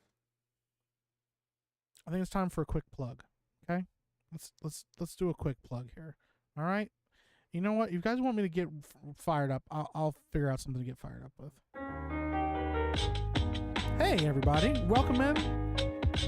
If you're new here and you're enjoying the channel, if you're on YouTube, please consider subscribing to the channel. If you're over on Kick, give me a follow over there. Listen, you're already here. It's just a little click of a button, and now you're watching, now you're following, now you're subscribed, and I appreciate it. Let's do that. Let's just do that. And if you're already subscribed and you're on it following, but specifically subscribed on YouTube and you really like this, if you're enjoying yourself, if you've been sitting here listening to me rant all this time, smash that like button. It just makes sense. You're already here. Just smash that thumbs up. It makes it look good. It makes me look good to YouTube. They appreciate it. The algorithm appreciates it. I very much appreciate it. I like seeing all the likes. Okay? And if you've liked the stream, if you're new here, or if you're not new here, you've been around for a little bit, why not consider supporting the channel? Okay? Over on Kick, you can send me subs over there. The channel is monetized. YouTube channel is monetized. You can send me super chats. You can send me channel memberships. And if you don't want to do either of those things because you don't want to give any of your money to YouTube, or you're not on Kick and you don't want to gift over on Kick, there is a link in the description to Streamlabs. They go straight into my pocket. It's a direct donation to me. YouTube doesn't get any of it. Listen, it's never required, but it's always appreciated. Because I appreciate you. Thank you very much. Plug over. Boom. In real life, Mike and Josiah are pretty chill. Yeah, I'm actually pretty chill in real life. It's bad. When Mike whispers, one has to wonder what's going on. Well, listen, I'm about to yell about this next thing, so it's okay. I don't want to live in a reality where Mike never yells. No, I only yell when I'm really fired up about stuff like that. So, you guys want yelling? Because now I was already going to yell about this, but, you know. All right. So, yesterday it was announced that Rings of Power, we already know the trailer came out for Rings of Power. It looks like trash. Okay? Rings of Power looks like absolute dookie. Absolute butt shit. It looks terrible. Okay? They announced yesterday, though, just to drive the dagger in further on all of us and into all of us, that they cast a new actor in a role that we haven't seen in Lord of the Rings yet. Little role.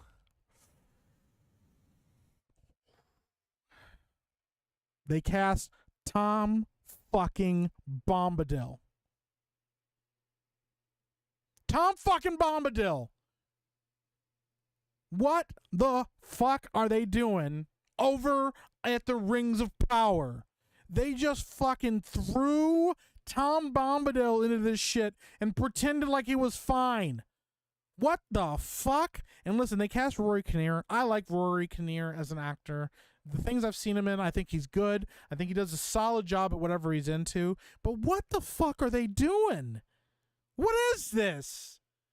Look at this costuming, yo. Listen, I don't fucking understand what they're doing, bro. Look at this. Like, you can tell the beard is fake. Look at it. Why does he look like this? Bro, what is this? The costume looks like absolute fucking ass. It looks like they found a weird homeless guy on the street and just brought him in and threw some cloaks over him and a hat on his head and said, "Yo, you're Tom Bombadil." And he went, okay. Bro, you can see how fake the beard is on his face. What is the fucking shit of that? What are they doing, bro? Almost as bad as a wig, right, bro? 1-800-Danky says, I released a silent film on Twitter that has better production design than this. Did you just release it, Danky? Because if you just released something, we're going to go check it out. Bro, what in the absolute fuck is going on? Let's keep looking at this. There's more of it. Look at this one. Now he's got his, like, that, and look at this. He's wearing a different outfit, which means he's going to be in a different costume, which means we're going to see him multiple times. Why? Is better than Beardo's beard? Well, yeah, that's true. Bro, what is this?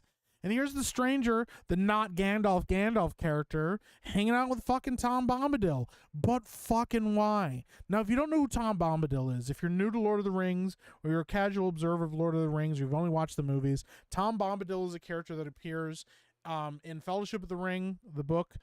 He helps save the hobbits from the Barrow-wights. And he basically is kind of like this version of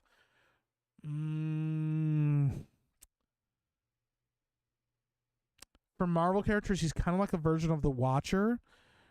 I would argue he's even more powerful than that, though. Tom Bombadil, well, first of all, he was conceived by Tolkien as a poem well before Lord of the Rings, but he liked that poem so much he incorporated in Lord of the Rings. Tom Bombadil is powerful enough in Lord of the Rings that he held the One Ring in his hand and wasn't fucking tempted by it. It had literally no effect on him whatsoever.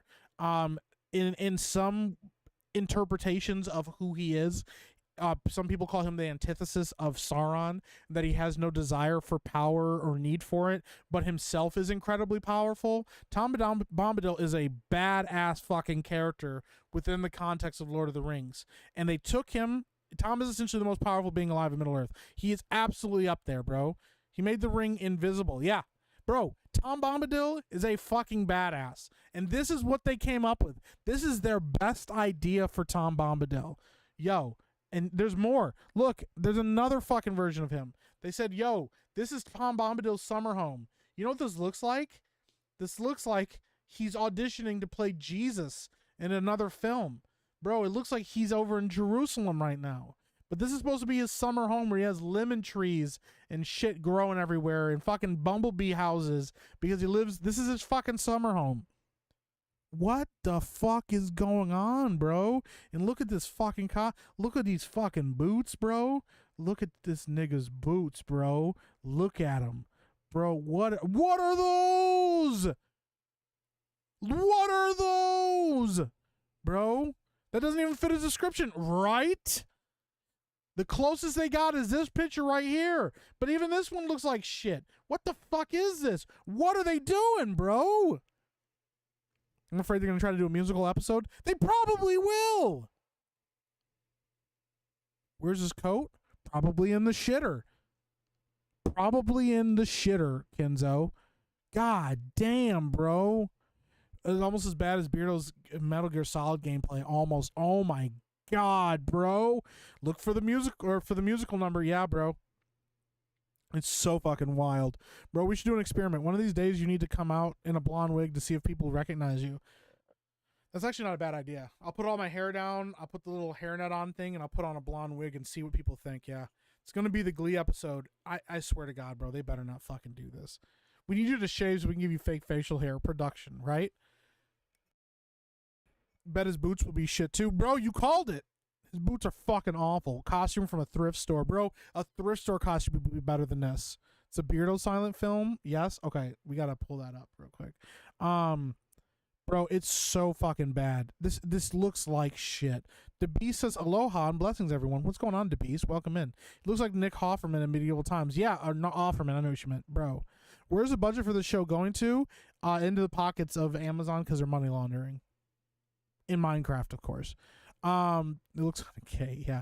That doesn't even fit his description. No, bro, it's garbage. Him and Gandalf will get it on. Oh, no, bro. He's got his own fig tree and everything. Not the fig tree, bro. Not the fig tree. Oh, my God, bro. You guys, Temu version? Yeah. Hey, we have Tom Bombadil at home. Tom Bombadil at home. This is horrible cosplay quality. See better at a con. It's true. He straight up looks like a depressed druggie. Yeah, bro. He looks like he got fucking strung the fuck out, bro. Damn. Old Tom Bombadil is a merry fellow, raggedy as fuck is his jacket, and looks mentally slow. Oh my God. I thought the pic was from a new Bible movie. I mean, it should have been. The way it's looking, I think most of the money in all the projects above 100 million is just a way to wash money for woke movement. I mean, you're probably not wrong, bro, to be honest. Chrisanth says, hey all, what's up, Chrisanth? Welcome in. That's the rejected Temu version of Tom, right? Bon Wig, where did Mike go? Slim Crow, thank you for this subscription over on YouTube. Appreciate you. Lord of the Rings, right? Tom is basically the redneck with the hot wife and Harold and Kumar. Yeah, it's pretty good. Weasel, oh god, does this mean they're gonna do Goldberry? I hope not. They probably are, though. They're going to throw everything they can at the wall. Costumes in the original Lord of the Rings look so much better. Oh, 100%. It's supposed to be how Tom Bombadil is supposed to look like. I'm going to show you what Tom Bombadil really looks like. I'll pull up a picture of what Tom Bombadil looks like in the lore.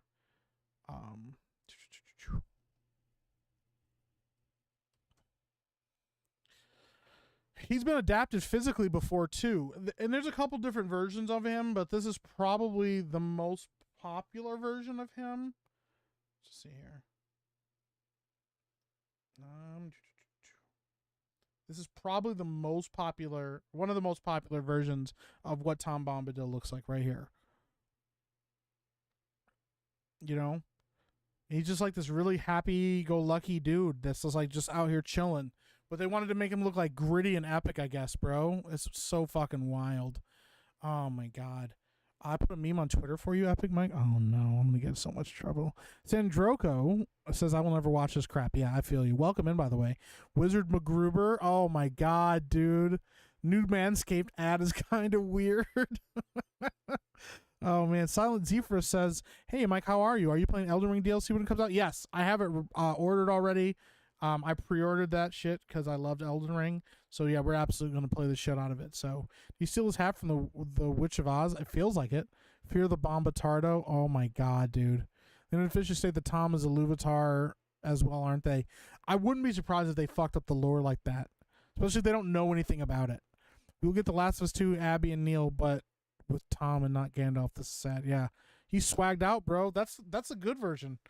It's a good version. But yeah, so that's what we got with Tom fucking Bombadil, bro. I don't understand what they're doing. I don't know what they were thinking when they did this, when they pulled the trigger on this shit. But that is where we're living right now. That is the unfortunate place that we have to live now in this world. All right, I'm gonna go on. I've heard that I got memes from people, so we're gonna go check out these memes. And also 100 Danky said he dropped something, so we gotta go check that out. A silent film of Beardo. Oh no.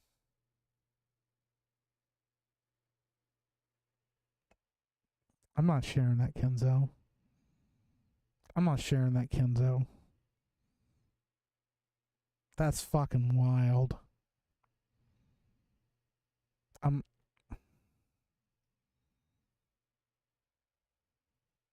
I can't share that, Kenzo. What? Damn. Kenzo did me dirty, yo.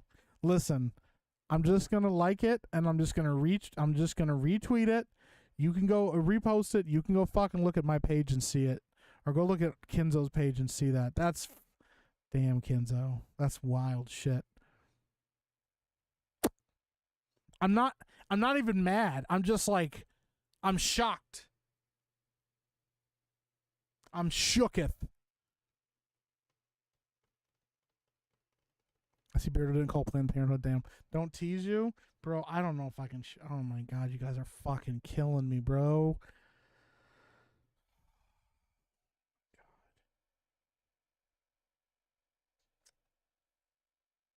God. Alright, I'll share it. God damn it. Kenzo did me dirty with this one.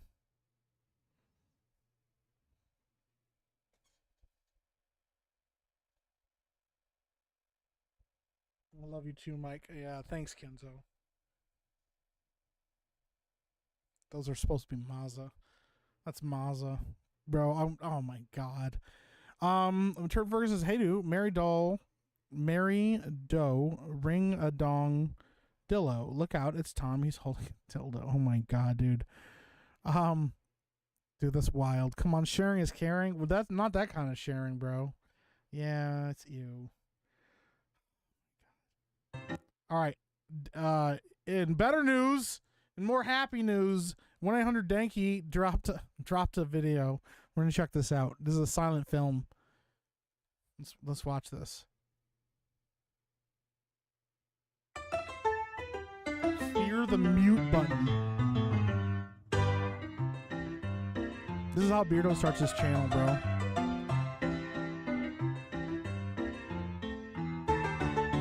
some of your best work. I mean, it's pretty good, but man.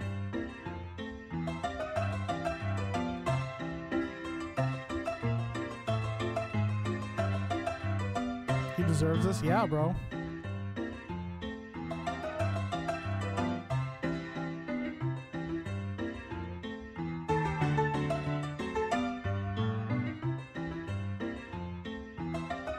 Damn. I'm more proud of the squeezing stains joke yesterday than I should be. Bro, that was a good joke. What are we doing? This is really what happened during his stream. He was talking this whole time and he was just fucking muted.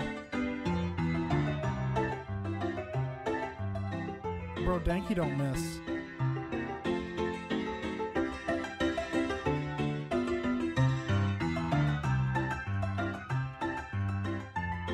Beardo's a Bud Light American? Oh no.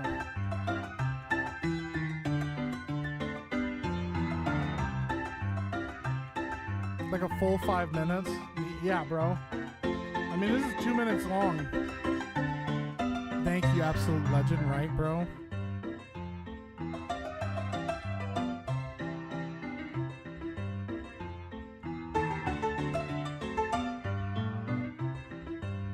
That's wild.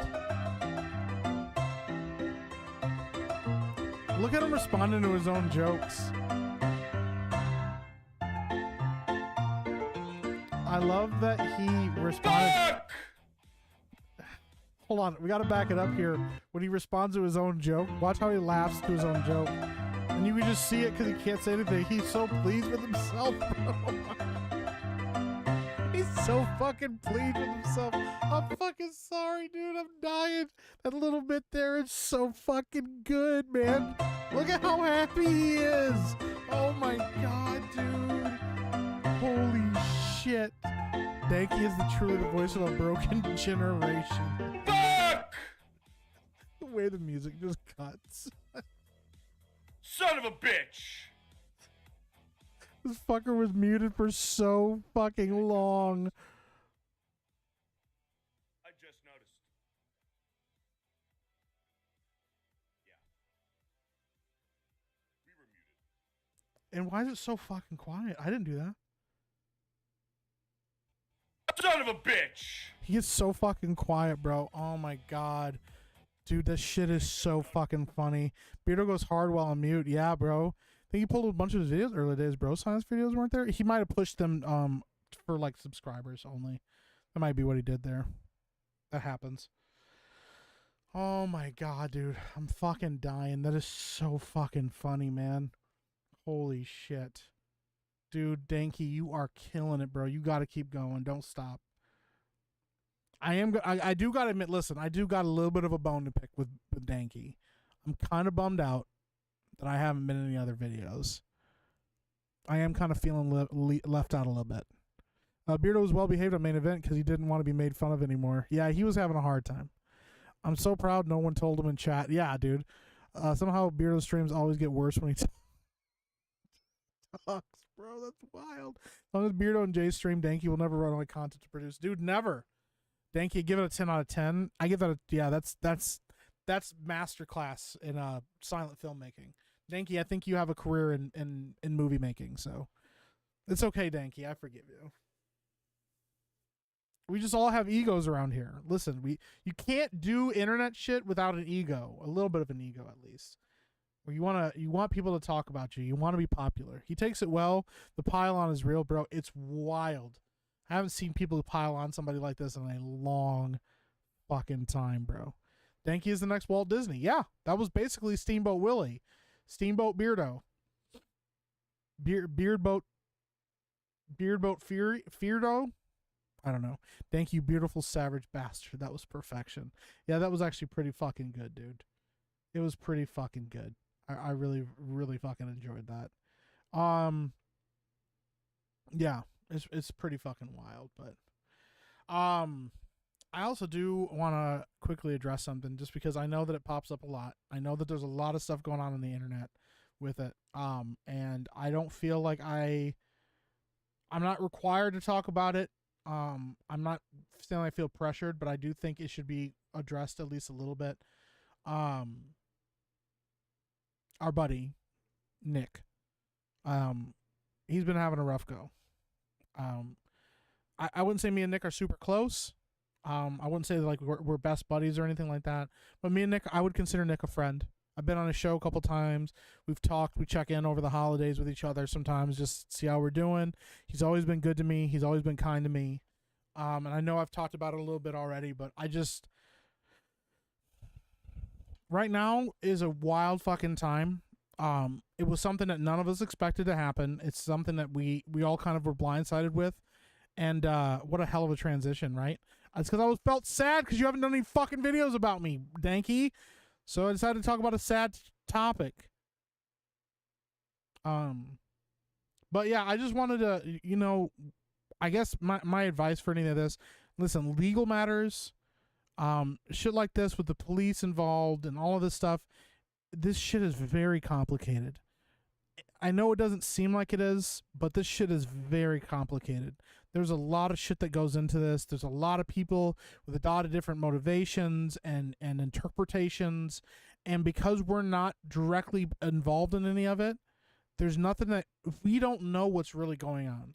Even law tubers that are doing it and talking about what they have available to them, the people that, are looking at their, looking at the depositions or looking at, search warrants and all this stuff, they're not in the situation themselves. They're outside of it. Anytime you're looking at a situation from the outside, you can never say that you really have a full grasp of what's happening. It's hard to judge motivations. It's hard to judge actual happenings over months, weeks, months, years, however long it is. Even when you have somebody like Aaron, who is involved directly in the situation, Aaron has spoke his piece. I know that this sounds like a really like fence-sitting take, but it's not. I think it's important because of the way the internet works, because of the way people on the internet can be.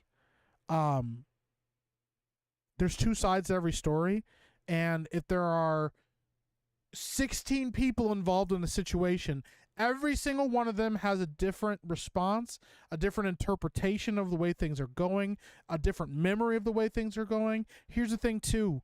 Memory is a really fucking tricky thing when you're involved in a really shitty situation. Maybe you start to remember things a bit differently. Maybe because you don't see yourself as culpable, or you only see yourself as partially culpable, you start to forget some of the things that you did that you were involved in. You start to forget some of the things that you were responsible for. It's a thing. I want to see Nick and his family and everyone involved get to where they need to be in their lives. I want to see Nick get his life cleaned up. I don't want him struggling. I don't want to see him having a hard time on stream. I don't want to see him struggling to stay awake on stream anymore. I think it might be just you, because my audio shouldn't be low. I haven't had any complaints today. I don't want to see him on stream having a hard time anymore. I hate seeing him struggling like that. It's been rough. I hate seeing him wasting away and skinny as fuck. All of those things I don't want to see happen anymore. I want to see him back to a healthy weight. I want to see him doing well in his life, but I want to see him turn his life around and be happy again. I don't think Nick has been happy in a while. He hasn't seemed happy in a while. Maybe he's, and happiness I know is a fleeting emotion. I want to see Nick living with joy. I want to see his family happy and joyful. I want to see his family reunited. It's hard to see kids go through this. It's hard to see a wife and a husband go through this. It's not my position. It's that thing, I don't have to approve of his actions. I don't think it's good. Drugs are not good. Getting involved in certain situations is not good. But at the end of the day, it's not my position to judge him as a person and say what I think should happen to him. Okay? What I do think is that I want to see Nick grow, and I want to see Nick heal from this, and I don't want to see Nick continually flamed by everyone on the internet who thinks they know what's going on or think they have an idea what's going on. I want people that care about Nick to be there to care about Nick. I want the people that think that to like the prosecutors, the judges, a jury if that ever happens, lawyers, all that stuff. I want these people to do what they do best, which is to be objective and to be impartial and to deal with the situation the way it should be dealt with, looking at the facts, looking at the actual facts of the case, not being moved by the court of public opinion, because that's the other thing that I think a lot of people are doing right now, and I think is extremely dangerous, is involving this, using the court of public opinion to make a decision on what should happen to somebody. That is not our place as people on the internet. You know, we don't get to decide what happens to people because we think we know what's happening, because we've heard something that's happening. You know, it's like, hey, you know what?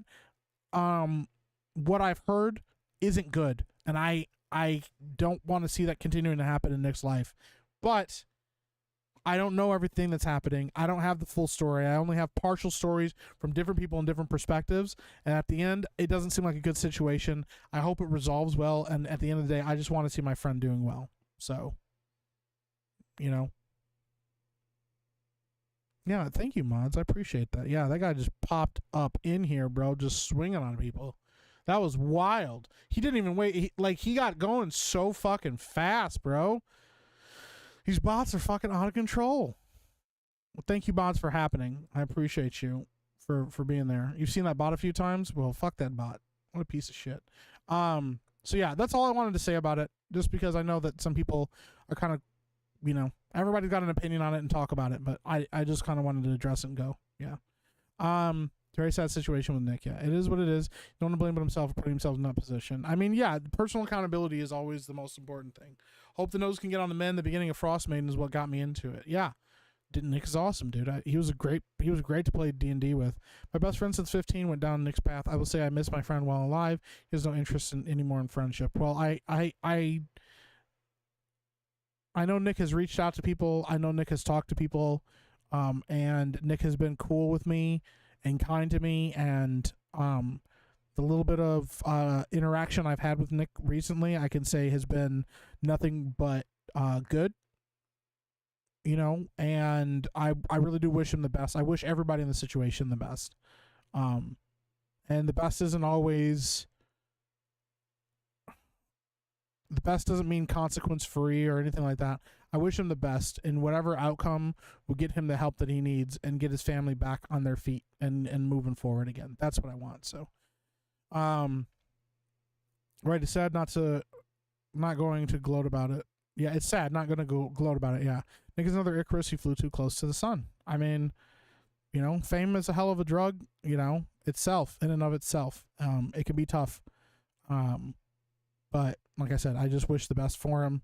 I wish the best for everybody involved, because yeah, it's a rough situation, and you hate to see it. So, yeah. Anyways, that's all I got for that. But yeah, we'll kind of move on. So,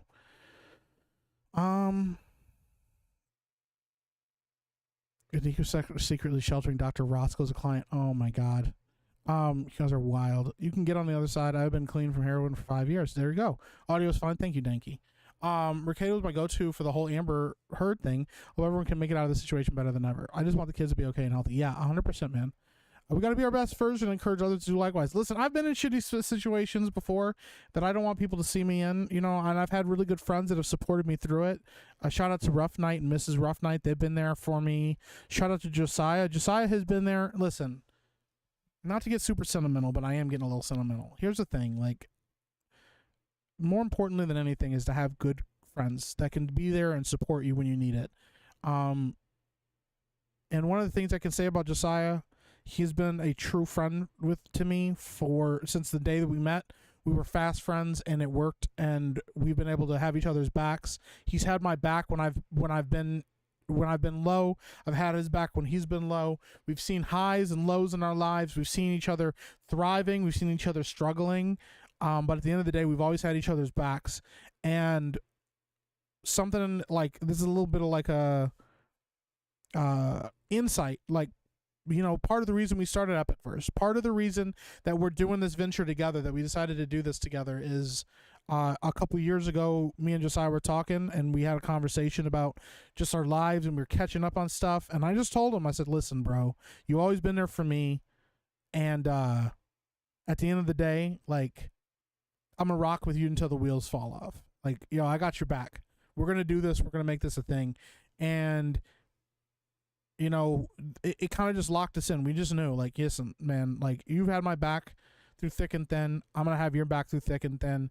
That means I think we can do something really awesome together, knowing that at the end of the day, like, we're always going to be there for each other and stuff like that. And it's the backbone of, I think, what makes movements and what makes companies and all this stuff work is knowing that 2 people or 3 people involved all have each other's back. We aren't going to give up on each other, and we're going to push each other to be the best versions that we possibly can, so that way we can succeed together and grow together. And that's what's important. It's hard to find that in your life.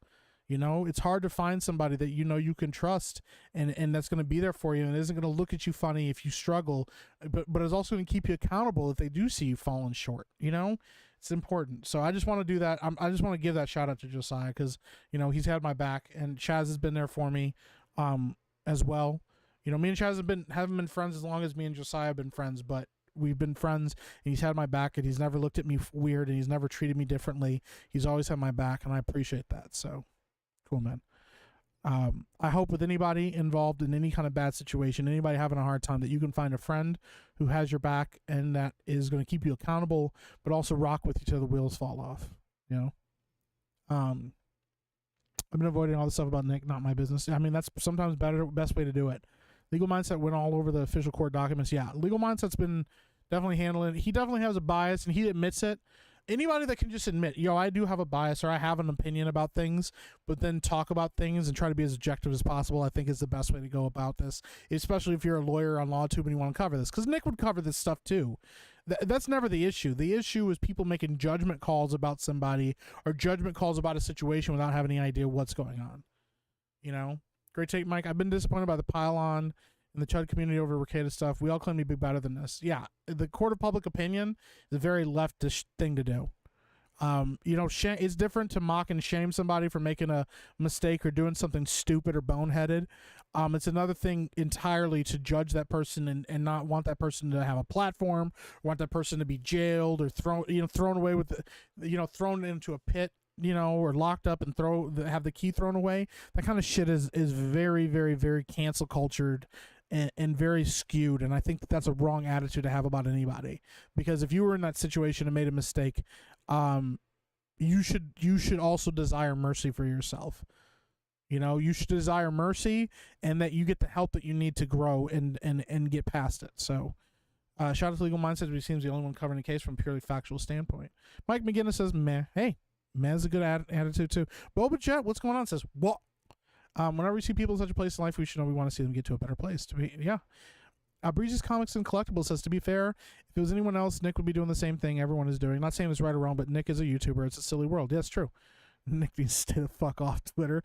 Everybody needs to stay the fuck off Twitter, unless it's to promote shit. Legal told Nick to you just gotta, just stay off of Twitter. Hail the epicness. Well, thank you. Life can get messy, says Dizzy Willow. I had 2 friends pass away from that lifestyle. That sucks, man. I'm sorry to hear that. I don't know him well. I just wish for him to get the help he gets. Yeah. Amber Turd, right? Move the mic away from your mouth like this. Move the mic away from my mouth like this. I'm just going to drive Lark Stream away. He's like, fuck it, I'm not listening to this guy anymore. This is the most wholesome thing I've heard today. Thank you for sharing. Oh, well, that's very sweet. Best friends never give up on each other. That's true. Never back down, never what? This is me, Josiah. Never back down, never what? Never give up! Let's party! Let's go! Wish you guys the best. Keep going no matter what. Oh, we're going to make this happen. This epic verse shit's going to happen, bro. I got your broke back through thick and thin. Friends for life through thick and thin. It's another tailspin. Shout out Josiah. Absolutely. What's up, Bruce? How you doing, buddy? Welcome in. It's a rare thing. Cruel irony that Nick is now the subject of a LawTube. I mean, yeah. We either die a LawTuber or live long enough to see yourself become the subject of LawTube.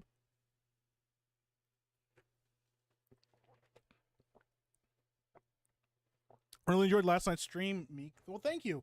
I've been having a blast with Metal Gear Solid, bro. The game is amazing. It's incredible. It's such a good game. Nick did shame a lot of people. It's true. But once again, it's a growing opportunity for him. I've lost friends to H and other things. Also had friends pull themselves out of that hole and are still living. Nick has hope. His kids are kids, the very least. Yeah, his kids have hope too. Goonies never say die. That's right. Some of us try, but some roads traveled alone until life seems to think we're ready. It's rough. Takes work. Everyone's journey is different. I'm in a better place than I was, and I'm okay with that. Well, I'm glad you're here, Brown Filipino. Appreciate you. Get a microphone widescreen.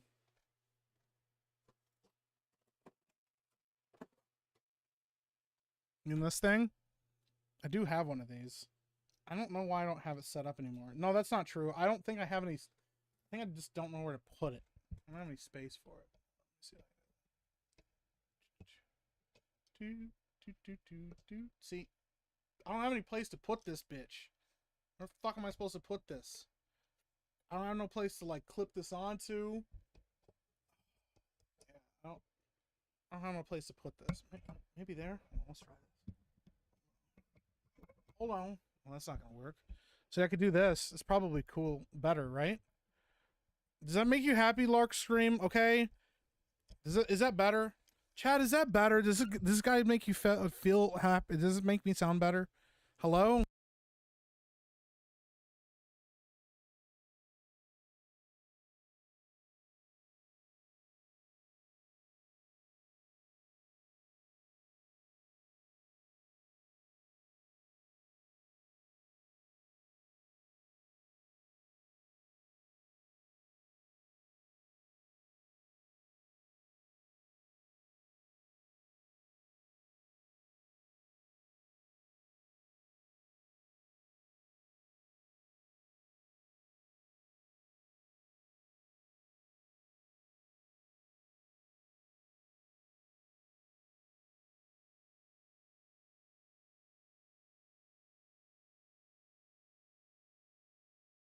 I muted myself, god damn it. To be fair, it actually does when you don't mute yourself. Damn, I did mute myself. I fucked it all up. Orcadas Harvey Dent confirmed. I mean, maybe. I've been watching Nick since 2019 with the whole Vic situation getting started, meta anime Matsuri. All I want for Nick is to get himself together, if not for him, but for the kids, yeah. Get out the duct tape. Yeah, my duct tape's over there. I should grab it. Find someone who looks at you the way Mike looked at Josiah when he was burying him alive in the middle of the night. He looked very happy in that picture. I was having a good time. No one tell him. Damn, you guys are rude. That's fucked up. Don't become Beardo. That's wild shit. All right, let me try it again now. Hopefully I won't mute myself. Does that sound better? Hello? Does it sound better? Do I sound so much better? Does it work? Hello? Wow, do better, Senator. I wish I was a senator. You sounded good. Thanks for the response. Hey, yeah, absolutely. Fuck, Mike, you've done it to yourself now. See? I've become the very thing I swore to destroy. I mean, the only thing that pop filter does is remove the low and plosives from your vocals. I have a lot of those. I agree with Mike, says I agree with Mike. Damn, bro. Did me dirty out there. Want to make a silent video of that? No, don't do that. Don't do that. I was kidding, Danky. You either die unmuted or live long enough to see yourself become a muted. Yeah. Tommy Doyle, thank you for the subscription, bro. I appreciate you. Raptor says LOL. Yes, it does. Does it work? Less sibilance.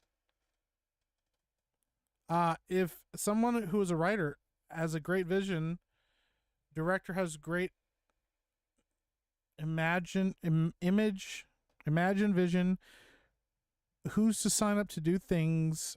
Job, how can someone sign up for Epicverse? I'm gonna be honest, Heist Man, I'm gonna need you to retype that because I'm having a hard time understanding what you're asking me. Michael Martin, thank you for the subscription. Well, now it's just blocking out your mouth. You can say anything. I say a lot of words, a lot of special words. I know the best words. Got to work on cleaning up dialogue audio. You mean my dialogue audio? Because I sound like shit. Wait, can I do it this way? Wait. I never upset, baby. Let me see here.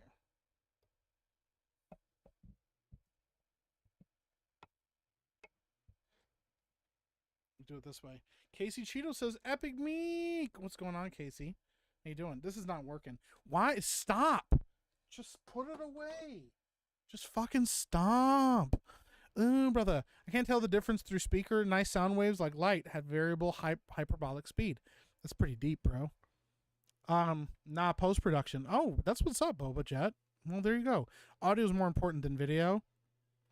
That's probably very true. Count down until he breaks something. 5, 4, 3, 2. I just threw it away. I was like, fuck it. The only way to tell if that cover works is if you act like you're playing Mario Kart and yell. That's fair. I mean, that's totally fair. Listen, does it sound better now, Lark? Okay, now that I'm back, now that I'm back away from the mic and I don't have it super close to my face, is that better? Just gonna AI me to say very controversial things behind the circle. That's fair. Yeah, I'll just cover my mouth up and it'll just be all AI that's talking for me. It's probably a pretty good way to do things. Holy shit. I just saw a really fucking good meme. Holy shit. Shout out to Trucker Rob for this meme. Oh my god, this shit is fucking good. Holy shit, that's pretty fucking good. I fear no man, but that thing, it scares me. Holy shit. The Sonichu medallion. Yes, Mike Tower did help because now I can hear every time you talk, you're spitting air. Spitting air? Damn it. I shouldn't have never done it. I should have never pulled it up. Just get it. It's better. Move the mic away and turn the gain up a little bit. I'm trying to figure. Lark is captain of the AV club. I know I always mess with my gain because of Mario Kart because I'm always yelling and shit. I'm terrible at it. I should be better about audio by this time because I've been doing this for fucking years now. I should be better about the audio, but I'm not. Super Saiyan Sonichu, bro. That's some wild shit. Don't put that. Listen, if somebody sends you that shit in the mail, if somebody sends you a Sonichu medallion in the mail, you fucking tell them to get fucked and you throw it away. Don't throw it away in your trash and let it sit in your house overnight. You take it and throw it outside. Smash that bitch. Okay? I wonder if I can buy a Sonichu medallion though. I can get an official Chris Chan a Sonichu medallion for $40. Is there like a thing for it? I wonder. Is there like a, when you put it on, is there like a is there like a thing that you do, like a ritual or something that you do to get the power? Is that what you do? The pantyhose is supposed to stop the breath. Just turn the mic away from the airway. I mean, that's fair. Gunnar was right. The Sonichu medallion is cursed. The amazing autism of Chris Chan. Yeah. Okay, Mike, I'll send it to you. Send what to me? Oh, you're going to send me the Sonichu medallion? I mean, listen, if it arrives in the mail, I might wear it. Treat it like Jumanji, right? What a deal. Don't buy it. Send one to Nick. Nick already got one. Not even kidding. Don't buy that shit. Damn, when Danky's like, yo, no, stay away from that. If you smash a medallion, it releases all the evil spirits inside. Okay. I do got to find it. There is an episode. Let me see if I can find this. I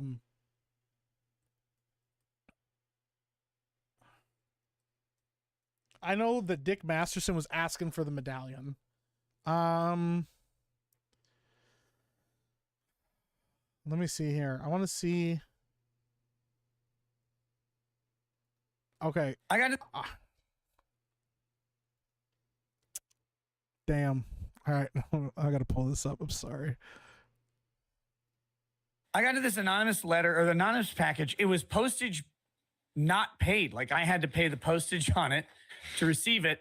And the post office was like, well, where was it sent from? And it had my address as the return address with me as the sendee, which is not true. And in it had this burned piece of paper, which I feel like I'm going to get serial raped here. It says, the stars are aligned. A new host is chosen. Hail unto thee, Nick Chan Rakatachu. And then with that came this. And this is so weird because this came before the mention of Sonic in the trademark dispute that we were talking about last night. A Sonichu medallion has been passed to me. I don't know where this came from. I don't know what it means other than what it means, but that is that happened. It cost me $2 to pay the postage on it. Dude, if you need more guns, just let me know. I'll send you some. This is friendly, I think. This is friendly. Come Don't on. put it on. Come on. Don't put it on. Sonichu lives. He lives in you. Bro, that shit's wild. What the fuck? Holy shit, bro. That's wild. Not even kidding. Don't buy that shit. Damn. If you smash your medallion, release all the evil spirits inside, bro. What I mean is, Epic Mike, if some writer or director has skilled or great vision who wants to share his or her work, if they work hard to get that dream, how can they come sign up for Epicverse? You just reach out to me. You just DM me on Twitter. If you're like, yo, I've been working and I have an idea or I want to direct or something, you just reach out to me. And as we get started as a company, like, and when we get more busy and we get more projects and stuff like that, or we have ideas for projects, or we get people that approach us about projects and working on stuff, then we can talk about it and see what works for you, you know? No more Mike in future Danky vids if you buy that medallion. Really? Can't live. Danky's spooked. The Sonichu got Danky spooked, bro. And that's got me spooked. It's ghost trap like in Ghostbusters. Just don't crack it open. A special ritual, yeah, but you won't like it. Bro, that's like another hand touches the beacon. Wait a minute. No. Wait a minute. Hold on.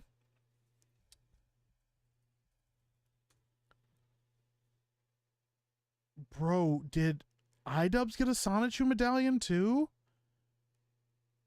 I think iDubbbz got a Sonichu medallion at one point. Oh my god, bro. I think he did. That's wild. I got this shit. anonymous. That's some wild shit, bro. Oh my god.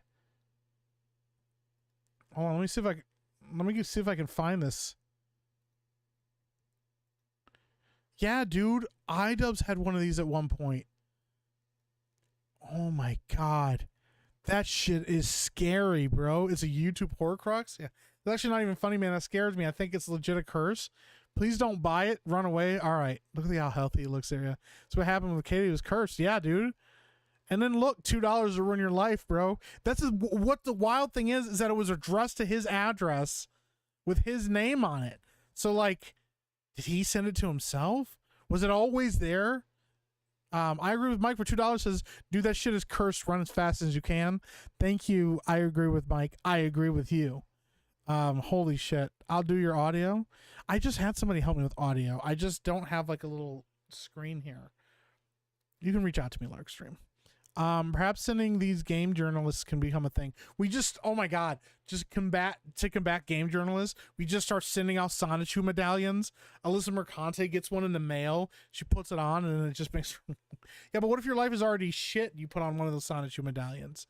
Somebody made Tolkien a coffee mug with a script from The One Ring. He refused to drink from it and used it as an ashtray. When asked why, he said it's an accursed object. Damn, almost like Tolkien knew. My book is finished. If it hits off, I'll be looking at Epicverse and the Soskas to do an adaptation. Well, I very much appreciate that. I'm kind of bummed. There was the one girl in the chat. She said that she was working on a book. Did she ever drop what the premise of her book was? Fuck. I wish I could find it now. Cause yeah, there was a girl that dropped in here, and she was talking about how she was writing her own book, and I told her to drop like a little like summary or premise in the chat for it. But I didn't see it, so get Sonichu for Danky and Mike. Damn. Ew, brother.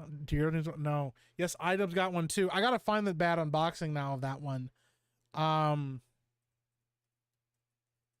I remember seeing that one, but that's wild that he fucking got one of those. Oh my god, dude, that's so bad. This is when he was still bald. Yeah, I see why I see if listen, if something got Danky spooked, it's got me spooked. Is it this one? Yeah, this is this one here. Hold on. Let me see if I can find it where he pulls up. Yep, there it is. All right, we got to pull this up, bro. This is kind of wild. We're getting into some deep internet lore here. This is how, listen, this is one of my favorite things on these streams is if we start talking and shit and then we start spiraling into the internet shit. Oh, yeah, it passed ownership. Yeah. Mike needs to wear the Sonic Shooter medallion to an abandoned hospital in the middle of the night. Damn, bro. Those ghosts might fight each other. Nissan 86 or Ni55AN 86, but it's Nissan 86. Just became a channel member.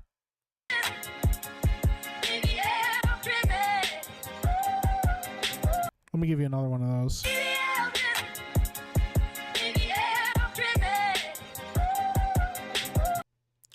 His future self sent it to himself. Listen, you're honest and I'm innocent. You see this medallion was shipped to my address. Bro, listen. Guys, hear me out. Hear me out. What if Nick sent himself the medallion and took its power upon himself, took the curse upon himself so that it would no longer curse anyone else? Because you guys want to hear some wild shit. Okay, we're talking about iDubbbz. iDubbbz got the Sonic Shoe medallion. Obviously, his life ain't doing so well. Do you know what just recently happened with iDubbbz? He just recently did an old school video with Max Mofo. They just recently did a video together where they were like eating some weird shit. Bro, what if the curse is now lifted off of iDubbbz? You know? We now know Danky's kryptonite? Never. Rose said, hi, Eric. I mean, I'm not Eric, but thank you. Well, mine is dark urban fantasy set in the 90s. Think Buffy, TV, and Big Trouble in Little China meets New Jack City and Mallrats. Oh, that's rad, dude. I dig that. I'm here for the deep lore. What's up, Gun Ho Mac? There's a 2-hour video about this medallion's curse published by YGG Studios. Is it really? I'm going to have to check it out. I'm about 80K words in past the halfway point. 80K words is no joke. That's what's up. Hi, Mike. What's up, Rose? Welcome in. All right, let's watch this real quick. This has been a while since I've watched one of these unboxing videos. Annalise. I feel pretty confident in doing a money shot with this one. Don't make me fucking regret this decision, Annalise. Money shot. You know who else got more Sonic medallion? What Crypt the Daddy. hell? This Is shit's this real. a fucking cookie? No Dear way. Mr. iDubbbz, thank you for making such funny, entertaining videos. I know that I really enjoy them a lot. Ah, that's fucking sweet. In the package, I included a Sonic Shoe medallion that I made. I wore it to a convention where I cosplayed as Chris Chan. Do you know much of Chris Chan? Yeah, I know a little bit about Chris Chan. This was a very good package. Thank you, Annalise. Thank you, Mike from China, and thank you to the dude who sent me condoms. GardeningZone.com. Bro, sorry about the mix-up. Oh, you're all good, Rose. It's all good. I'm not mad. It's all good. Curse is lifted from iDubbbz. That means he no longer will have an OnlyFans wife. I mean, damn. Ian, no. We're yelling at him in the past. We're both, my kryptonite is preventing people I like from bringing about a curse upon themselves via a medallion. He's wearing it, bro. Listen, iDubbbz put that shit on. I have never read the lore behind the Sonic Shoe medallion. Now I kind of want to. You said YGG did it?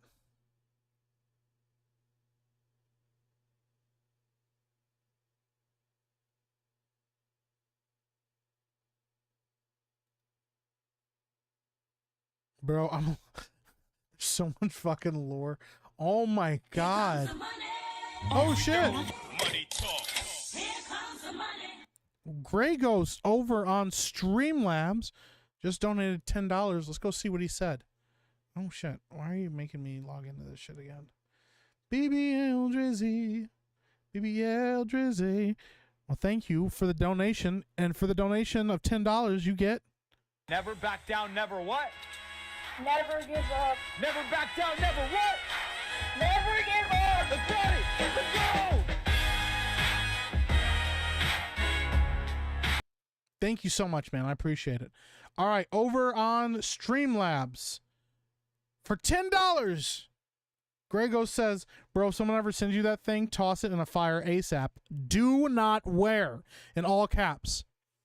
All right, guys, listen. I hear you. Okay? I'm hearing you. I'm seeing what you guys are saying. Danky has threatened to never make a video about me. So obviously you guys feel pretty strongly about this medallion. So the only thing that I think is the right answer for this, okay?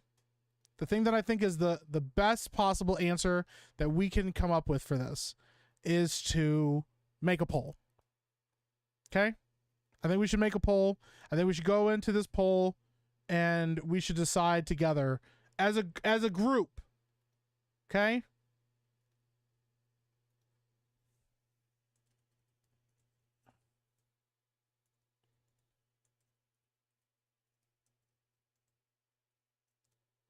All right, we're putting it in there. Epic Meek, Sonichu medallion? Yes or no? We're starting the poll. I would wear it. My luck couldn't get much worse off. Oh, Glenna, don't say that. That makes me sad. Save your money? Don't do. My aunt is trying to determine value things. My cousin who killed himself on fire. Oh, and this is one of those things. Is it really? Dude, I'm so sorry. Dude, I'm sorry to hear that. That sucks. I did not know that. I'm really sorry to hear that. We'll let it go. You guys fucking hit that shit quick.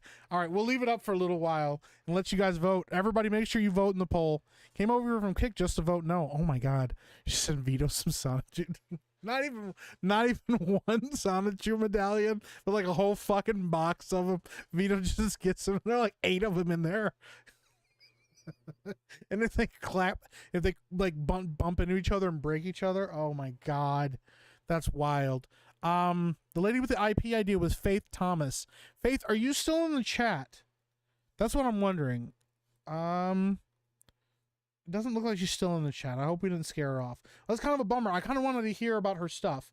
So if anybody knows Faith Thomas, like have her reach out to me. I'm always interested to hear about people's stories and stuff like that. So if you put it on, I wish you $1 million. Oh no. It's from the video, please. I don't want anything bad to happen to you. I got you. I just wanted to see what people voted. I had to see. I was very curious. Look, sometimes the universe really does hate the image of something. Do not do this. I'm not wearing it. Not superstitious beside what I read about, but I'm on the cusp, so I need all the luck I can get. Bro, I wouldn't wear a medallion on my enemies. Bro, that's what we start combating, like, any kind of war with, is we just start, like, bombing, like, just, like, parachuting in, just Sonichu medallions everywhere. Vito's wearing the medallion during MGS. It's the only explanation for him being that bad. That's wild. Holy shit. All right, let me see where the poll's at right now. We got 2 minutes. Holy shit. 23% yes, 77% no already. We'll airdrop medallions into like different countries and stuff like that we want to destabilize.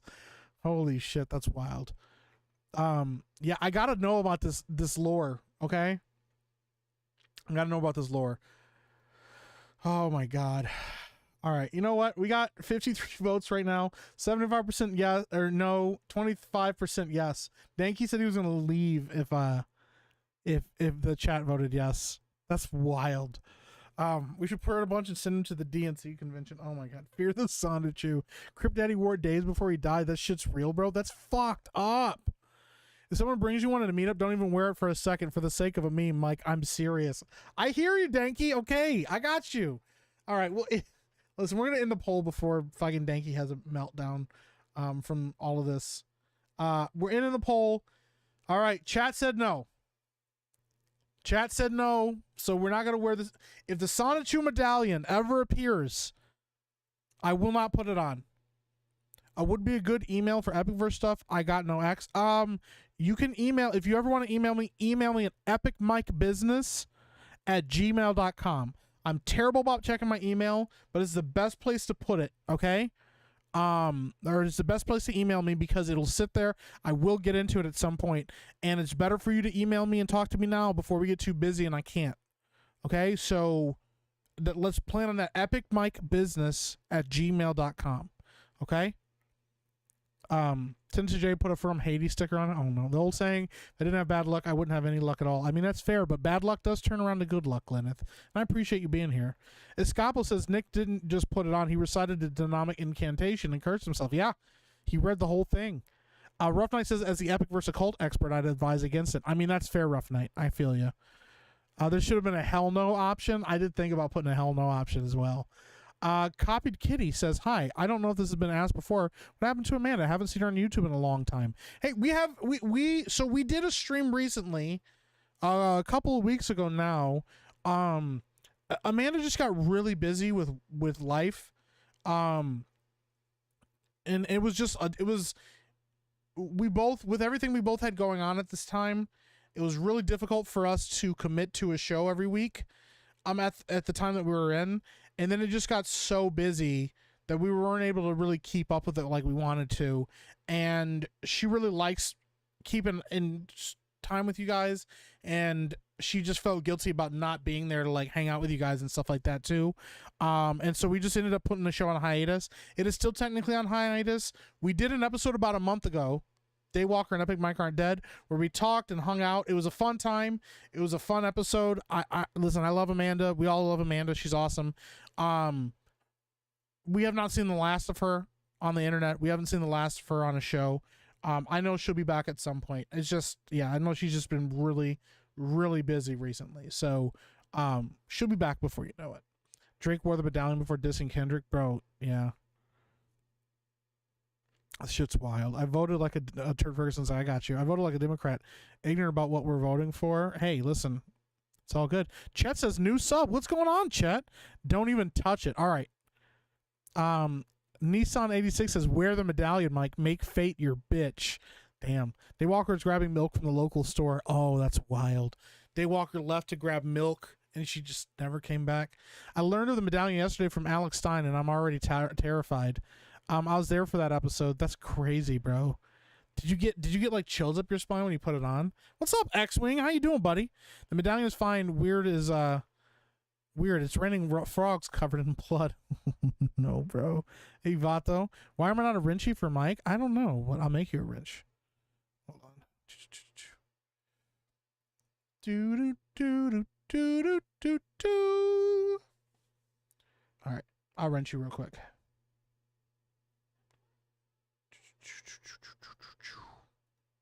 I can't wrench from the chat that I'm using, so I have to go in manually and do this. Add as a moderator. Boom, X-Wing, you're a moderator now. You got a wrench. Mike, you played sports, you know about superstition. Don't tempt fate. I mean, that's fair. What's up, Resef? How you doing? By the way, how are you recovering, Resef? Bob Iger wore the medallion when he hired Kathleen Kennedy. Oh, you guys are fucking wild. Holy shit. I'm not going to watch this whole thing right now because I know it's 2 hours fucking long. Okay, but I kind of want to find out what's going on with this video with the YGG Studios. So we're going to start this real quick. I'm just going to watch like the first couple minutes of it. Stay away from it. That shit's cursed. Oh, man. Bow before the wrench, peasants. X-Wing over on YouTube just became a member.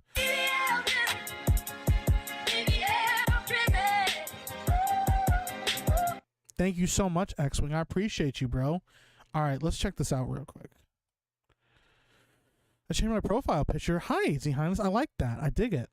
Dude, Z Highness, I miss hanging out with you on streams like that, so I appreciate you being in here. Can't be a wrench and not a member. Well, I think I appreciate that. The medallion was reshaped into a wrench. X-Wing is screwed. No. It was forged in the fires of Mount Cringe, and it's only there it can be destroyed. Bro, that could be a really good YouTube video, is destroying the Sonichu medallion. Yeah. Lord of the Medallion. Cringe of the Medallion. Dun, dun, dun, dun, dun. Yeah. The Golden Witch. It's been about a month and a half since my cousin killed himself by setting himself on fire. What? When it first happened, I wanted to talk about it immediately, but I was way too emotional. I was ready to just go off. I was ready to be like, one medallion to rule them all. Fuck everybody who made this possible, you know, like, this is what's wrong with society that drove my cousin to suicide. This guy's been talking this whole time about this medallion. Holy shit, look how long this fucking 2 hours of him talking about this medallion. Let's skip to the middle. Oh, geez, I gotta fucking watch an ad. Never mind. Fuck YouTube. I'm not doing it. I give up. Who would be the Smeagol to the Sonichu medallion? Probably Nick right now. We have to take it away from him, bro. Peasant Scanian. Yeah, basically, didn't have the self-immolation on my bingo card. Bro, that's kind of been a grown thing. Stop setting yourself on fire. Guys, are you guys ready for a rant? You guys ready? I don't know. Do I have a rant music? I don't have any rant music. I need to get some rant music. I don't have any good rant music. Hold on, wait a minute. Let me see if I can get some. Let me see if I can get some rant music. I prefer the medallion to the YouTube commercials. Damn, you guys are fucking wild. Let me see if I can find like it'll be a good warning for like an incoming rant music. I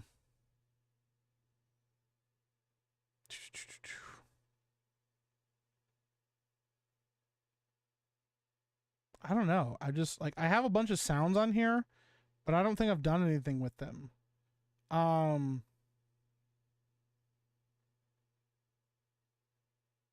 Yeah, I don't know. I need to find like some good like horror music or something.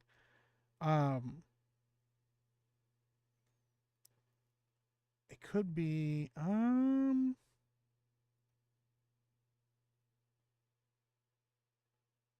yeah, I don't know. I need to find like good music to do for like a rant or like something to like let people know that there's a rant coming in. But I just don't have anything right now that I think is good enough, I should say.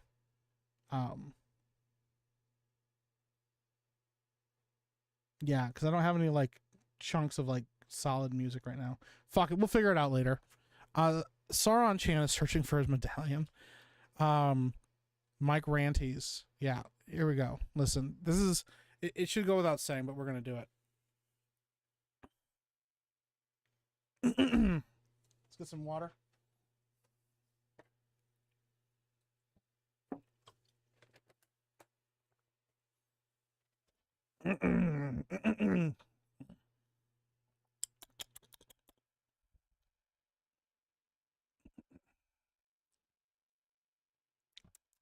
Stop setting yourselves on fire. Stop doing it, you stupid fuck. Stop setting yourselves on fire. What the fuck is going on with people that they think that this is a valuable thing?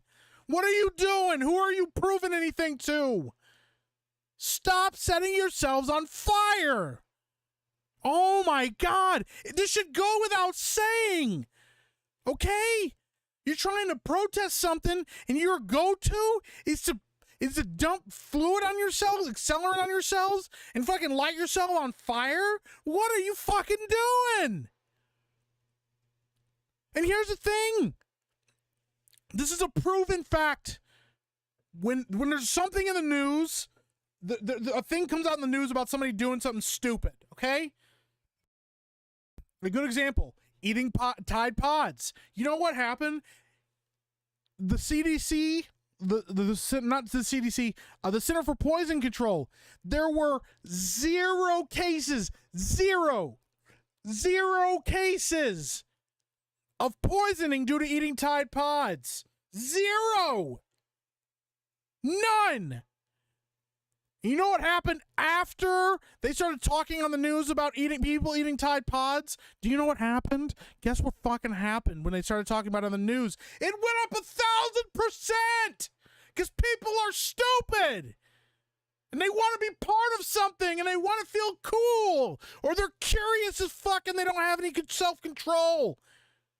Every time the news reports on one of these stupid assholes lighting themselves on fire and burning to a crisp in the street, another asshole gets the idea to do it. Some other fucking moron goes, you know what? If he did it and got all this notice, then I should do it too. I don't like what's happening in the Middle East. I'm going to light myself on fire. Oh, I don't like the current political landscape. Time to light myself on fire. And you know what? Sometimes when you light yourselves on fire, you don't fucking die. You know what happens to you instead? You get burned to a crisp and you get third degree and worse burns all over your body and your skin gets peeled and you spend the rest of your life in pain getting skin grafts and wasting your life away in pain because you wanted to protest some shit. And you know what you're not going to feel after you light yourself on fire and survive that shit? You're not going to feel like you did a damn thing. The world's going to stay just like it is. Shit's going to keep happening. The world's going to keep spinning. The government's going to keep fucking over its citizens. Taxes are going to keep going up. People are still going to be frustrated and miserable. And you know what? The Twitter sphere isn't going to call you a fucking hero for lighting yourself on fire. They're going to call you an idiot. Stop fucking lighting yourselves on fire for any fucking reason, okay? Don't even do it if you think you might accidentally if you're doing anything and you think you might accidentally set yourself on fire, don't fucking do it. This should not have to be something that is said to you, but it has happened enough now on the internet, and this happened enough now in protest of multiple things. You guys can't even figure out what you're protesting. If you stayed consistent at least, then you can argue stop doing it over this one reason. But there's multiple reasons why you're setting yourselves on fire. You're just doing it to do it now. Stop! It's stupid. You know who else got lit on fire? Anakin Skywalker. And he was in pain all the time. Don't light yourself on fire.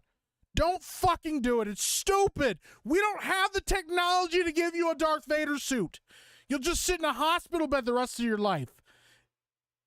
If you're cold, put on another jacket. Put on some socks. Stop. Don't light yourself on fire. It's stupid. I don't care what you see in the news. And you know what? If you're a news reporter, if you're a news outlet and you're reporting on this shit because you guys have the statistics, talking to you, you have the statistics, you know what you report on increases the frequency of it happening. That's why you report on race and race riots and shootings and all this stuff, because you know it'll increase. Bad news sells. You know, reporting on a guy lighting himself on fire in the middle of the city street will mean that 5 other people go out and fucking do it in the next month. Okay? And if you keep reporting on it, more people will go out and do it. You know that this is a thing that happens. So fuck you if you're a news outlet that reported on this shit and made a big deal about it. Okay? Fuck you. Stop talking about it. Stop glorifying these fucks for doing stupid shit. Because setting yourself on fire is stupid. It is. It's fucking stupid. It's not a good reason to do anything. Okay? Put on a fucking jacket if you're cold. And if you feel like the world is bad, and if you feel like the world is hopeless, and you feel like you can't find any help, then go buy a fucking Sonichu medallion and put that shit on and read the incantation instead. Don't light yourself on fucking fire like a moron. Like a fucking goob. Fuck! Okay, rant over. Almost lost my cool there. You're not the boss of me, says Aaron Klein. That's wild. What a wild fucking take. Play Shaft. I should just play a clip of Beardo yelling "fuck," right? Toccata and fugue in D minor. That's a good one. Side effects of this product may include nausea, headaches, loss of sight in one or more eyes, and very, very severe anal bleeding. Feeding the ducks. I should just play Feeding the Ducks. Yeah. Let me see here. I prefer the medallions. YouTube comments. Yeah. Mike Ranties. What the fuck? Oh yeah. Eminem. Rants, I should do a death metal theme. Maybe I should. I was just see if I can find something. You need the nuke going off sound from Call of Duty. Let me see if I can find that actually real quick. That's a good one. Let me see if I can find that one.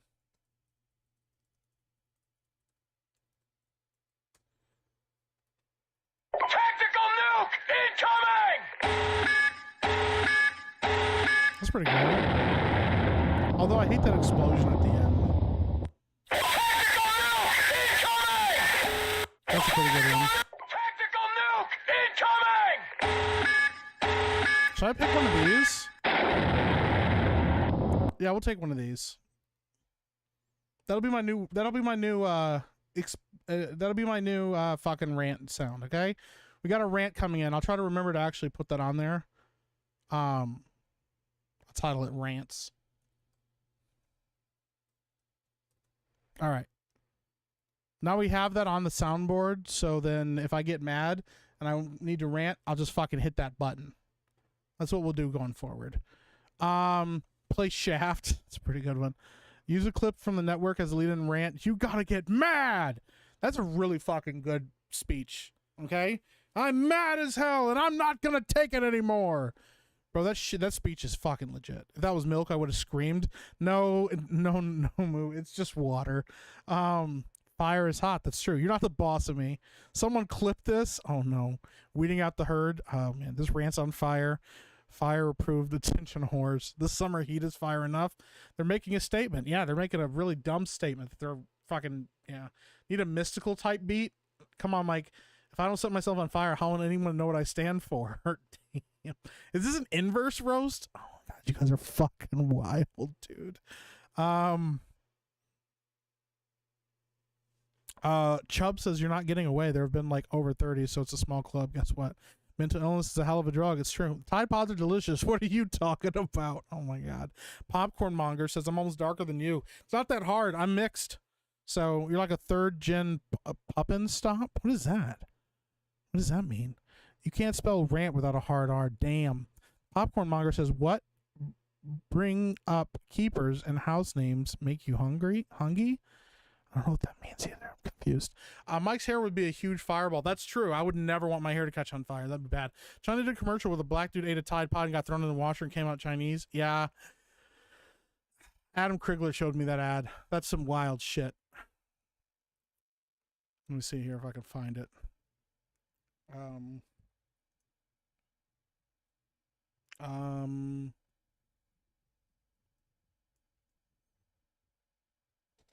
Let's see if I can find that ad.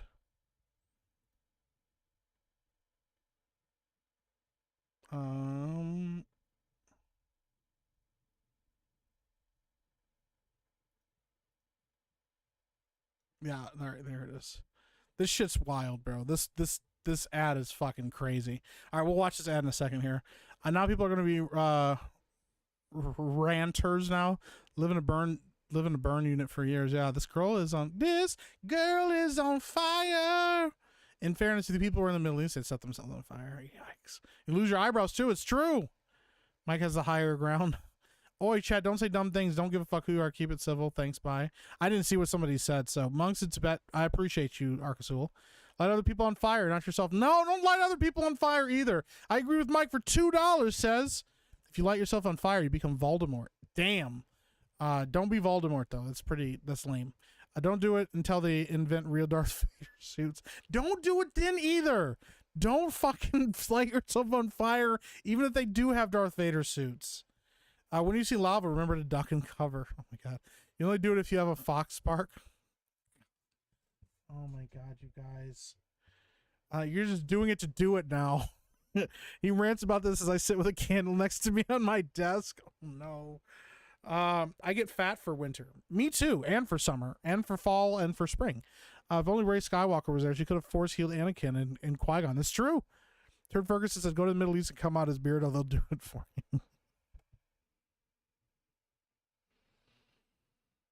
Oh my god, you guys are killing me. Lord Botha for $5 says, Confucius say, give a man fire, warm for a day. Set a man on fire, warm for the rest of his life. Don't set yourself on fire. If you're cold, find a hot woman. She can heat you up. Yeah, or an ugly woman. Find somebody to warm you up. Or get ice for me. That's fair. Suck it, mainstream media. I feel like lighting myself on fire now. No! Don't do that, Dark Helmet, Dark Hairnet. They call it programming for a reason. It's true. Pretty odd rant from a guy with a phoenix for a logo. Yeah, but the okay, touche. Okay, Aaron? Touche. Danger, danger. Get on the floor. This nigga right cheer, sing it. Oh, man. That's wild. Phoenixes were born from the flame. The human body, however, does not fare the same. That's true. You're not reborn. You just get burned. Stop shining the light on the issue. Also, if you're smoking and worn out jeans, do not touch the lit flame in your pants. It will spontaneously combust, and you will piss yourself. Yeah, don't do that either. Poetry. I feel stupid for even knowing that people light themselves on fire. That's point. This rant is sponsored by Kingsford Charcoal. Holy shit. You guys are fucking insane. That's so fucking funny, though. Oh my god. Okay. God damn it. Go get a Sonichu medallion, Sonichu necklace. Stupid flames. Homie just wanted to get lit. Oh man. Thank you. Iceman says, great job, Epic Mike. I appreciate that. Michael is scared his Afro will go up due to proximity. That's true. I'm very careful around flames. I don't, yeah, because that could catch really quickly. So just use the siren sound. That's fair. Hey, what's up, John Connors? Welcome in, buddy. I haven't seen you in a little bit. Oi, Jono, what's good? Hot take, I like Mike's rants more than Az's. Well, I appreciate that. That is very kind of you to say. Hey, Ark, it's all good. Hope you're doing well, bud. John, are you still doing videos on Halo? Let me see if I can pull you up.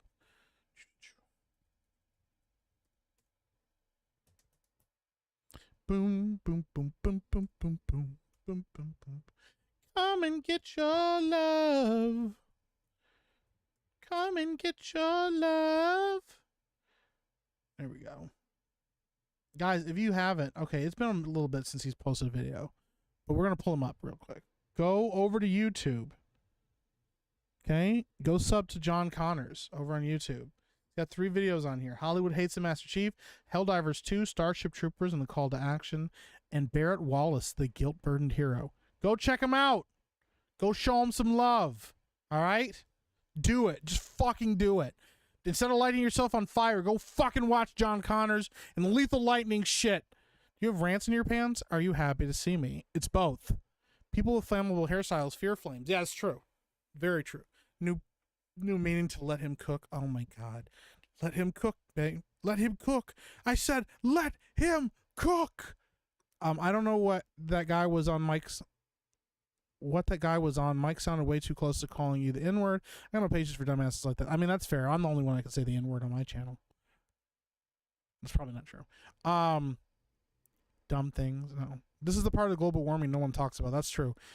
Ad brought to you by Pick Lighters. Oh my god, dude. That's wild. You guys are fucking crazy. Oh, Cosmos, thank you. Motown Meek, yeah. Hypnotic says, I have returned. Well, welcome in. You just missed a rant about people lighting themselves on fire. Of course, bro. I got your back. Don't light yourself on fucking fire. It's stupid. All right, let's watch this ad real quick. This is a real fucking ad in China. This shit's wild. We need ads like this in America, to be honest.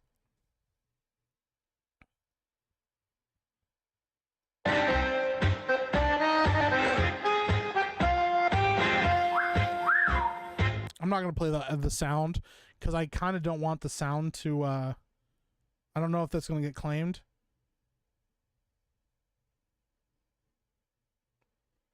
Bro, that shit, she shoved that shit into his mouth.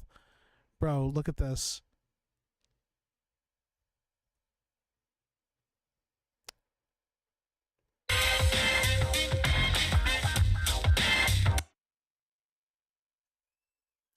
Bro, that is one of the... She fed him a Tide Pod, bro. Isn't that shit wild? Bro, what the fuck is going on in China, bro? That shit is so crazy. Adam Krigler showed me that ad. I did not think it was real, bro. That shit is wild. Who signed off on this? The Chinese government, apparently. Listen, if this shit happened in America, people would be up in arms. There would be people calling for people's heads. Bro, oh my God. I can't believe I could not believe it when I saw that. Oh my gosh. That's so fucking crazy. Oh my gosh. It's oldie goldie at this point. Yeah, I mean, yeah, China promoting eating Tide Pods. We legit need ads like this. I mean... I mean, it works. Holy shit. I'm more curious about how they found a black guy to film this commercial. Yeah. This commercial is a modern day interpretation of the life of Yasuke. Yasuke? That's how people are saying it. Yasuke. Welcome in Stone Cold's beer cooler. Give me a hell yeah. That's China for you. It's true. Nick's already kind of... I'm half. Yeah, I'm halfway there. How do I get the opposite of this? Trying to get some melanin in my pasty body. Just stand outside and cook. That's how you do it. Don't light yourself on fire. It will not give you the same effect. We need to make ads like this showing men successfully becoming women, and that's problem solved. That's fucking wild, bro. There was a thing. You actually guys reminded me of something, actually. Oh my God, did they hire him from the outside? I need to know. Some black actor willingly took that role. I mean, they probably just grabbed him from somewhere. If you guys didn't know with Yasuke, when he first appeared in Japan, they thought it was a joke because they had never seen anybody with that skin color. They thought it was a joke, and so they scrubbed his skin multiple times. And they said that the more that they scrubbed his skin, like the shinier his skin got, and like the more his blackness showed off. And like that shit's wild. That shit is so crazy to me. Like, yeah. But they're gonna forget all about that because they don't want to. They don't want to focus on race in like these companies. They don't want to focus on race, but then they really do want to focus on race at the same time. It's kind of wild. So, all right, guys, listen. This was fun. I actually do have to get going. My son is coming home shortly. It's family time. I want to make dinner together. We're gonna have a good time. But 8 p.m., 8:30 p.m. tonight. Epic Verse. We're doing the Epic Verse Uncaged or Unchained, one of the two. I don't remember which one it is. Epic Verse Uncaged, I believe. Over on the Epic Verse channel. Go check it out. It's a good time. We'll be talking about all kinds of news stuff. And at the end, we do a tier list. And these tier lists are kind of hot ticket items. Okay, they're definitive tier lists. Last week we did a tier list. The tier list was very, very, very good. They're definitive expert tier lists that nobody else is doing. Okay. I don't even remember what tier list was, what we ended up doing for that tier list. Let me see what we ended up doing there. Hold on. Yeah, we ranked warriors or something like that. Some of the greatest warriors. Let me read you guys what this list looked like. Vikings were top, SS6. They got 6 votes across the board for S tier. We had Samurai and Spartans in S tier. We had Cowboys and Pirates in A tier. Yeah. Oh, shit. You had Knights in B tier, Gladiators in C tier, Ninjas in D tier, and then Musketeers in F tier. Listen, I know that some people don't like the list, but it is what it is. We're experts. We're experts at what we're doing. So, all right, guys, I appreciate you. I appreciate the hell out of you guys. Make sure to go check out that stream later today. It'll be awesome, and maybe I'll stream afterwards, but probably not. It's going to be late. I'll be streaming tomorrow, though, for sure.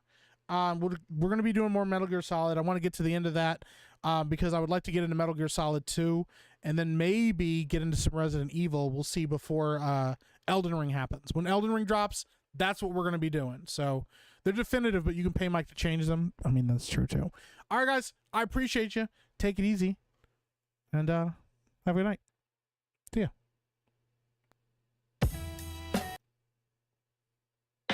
Chicken grease in my soul. That's how I roll. KFC, baby. It's my favorite. Oh, give me that bucket. I said, give me that bucket. I think, give me that bucket. I think the licking chicken. From Kentucky to the bayou. The flavor's so right. That secret recipe keeps me up all night. Gotta have that punch, that wonderful spice. KFC, baby, it's a chicken paradise. Fried and crispy, can't resist me. KFC, a southern mystery, crunchy chicken, finger licking. Come and get it, that clock is ticking. Fried and crispy, don't you miss me. KFC, you're making history. Let's get lost. Oh, keep the coast.